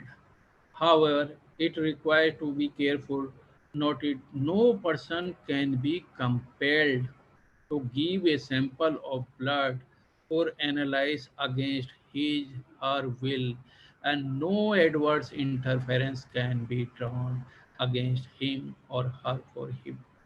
This refusal. It can be concluded that the changes in crime pattern and progress of criminals, it is imperative necessity to hold investigations scientifically and to make all sorts of scientific evidence admissibility in the court. If a nation is not able to do so, that means that nation is itself letting lawbreakers loose in the society for committing crimes. It was aptly remarked by the Honorable Supreme Court of India. We must not forget that the object of the criminal law process is to find out the truth and not to shield the accused from the consequence of his wrongdoing. Using using age-old techniques of investigation, the government is actually providing armor to the felonious people. Law in any country is the essence of reflection of and is based on the common law of the land. Law to be living has to be in harmony with the changing need and aspiration of the society as a whole. So when there is availability of scientific tool, investigation authority must utilize them to grab holds of criminals. With that, I would like to thank you all to listening to me so patiently. Further, I wish for a bright and better future for all our participants as you are the next generation. Lastly, learn from our experience. It is my fair recommendation to my newcomers or my juniors or new student of forensic science that learn from our experience, but build your own opinions. And most importantly, never stop learning as the world is changing every day. Thank you. Thank you so much. Thank you, sir, for such an insightful session.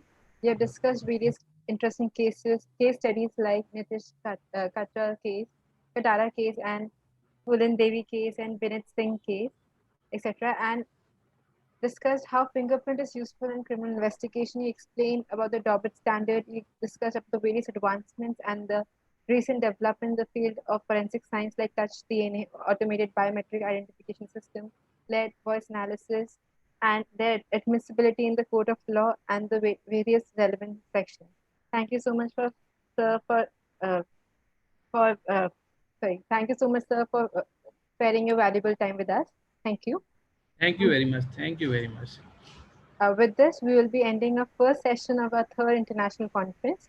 I would like to thank our esteemed panel of speakers for sparing their valuable time and sharing their immense knowledge about this field with us. Thank you all. And now we will be taking a short break and we will meet you back here at 4.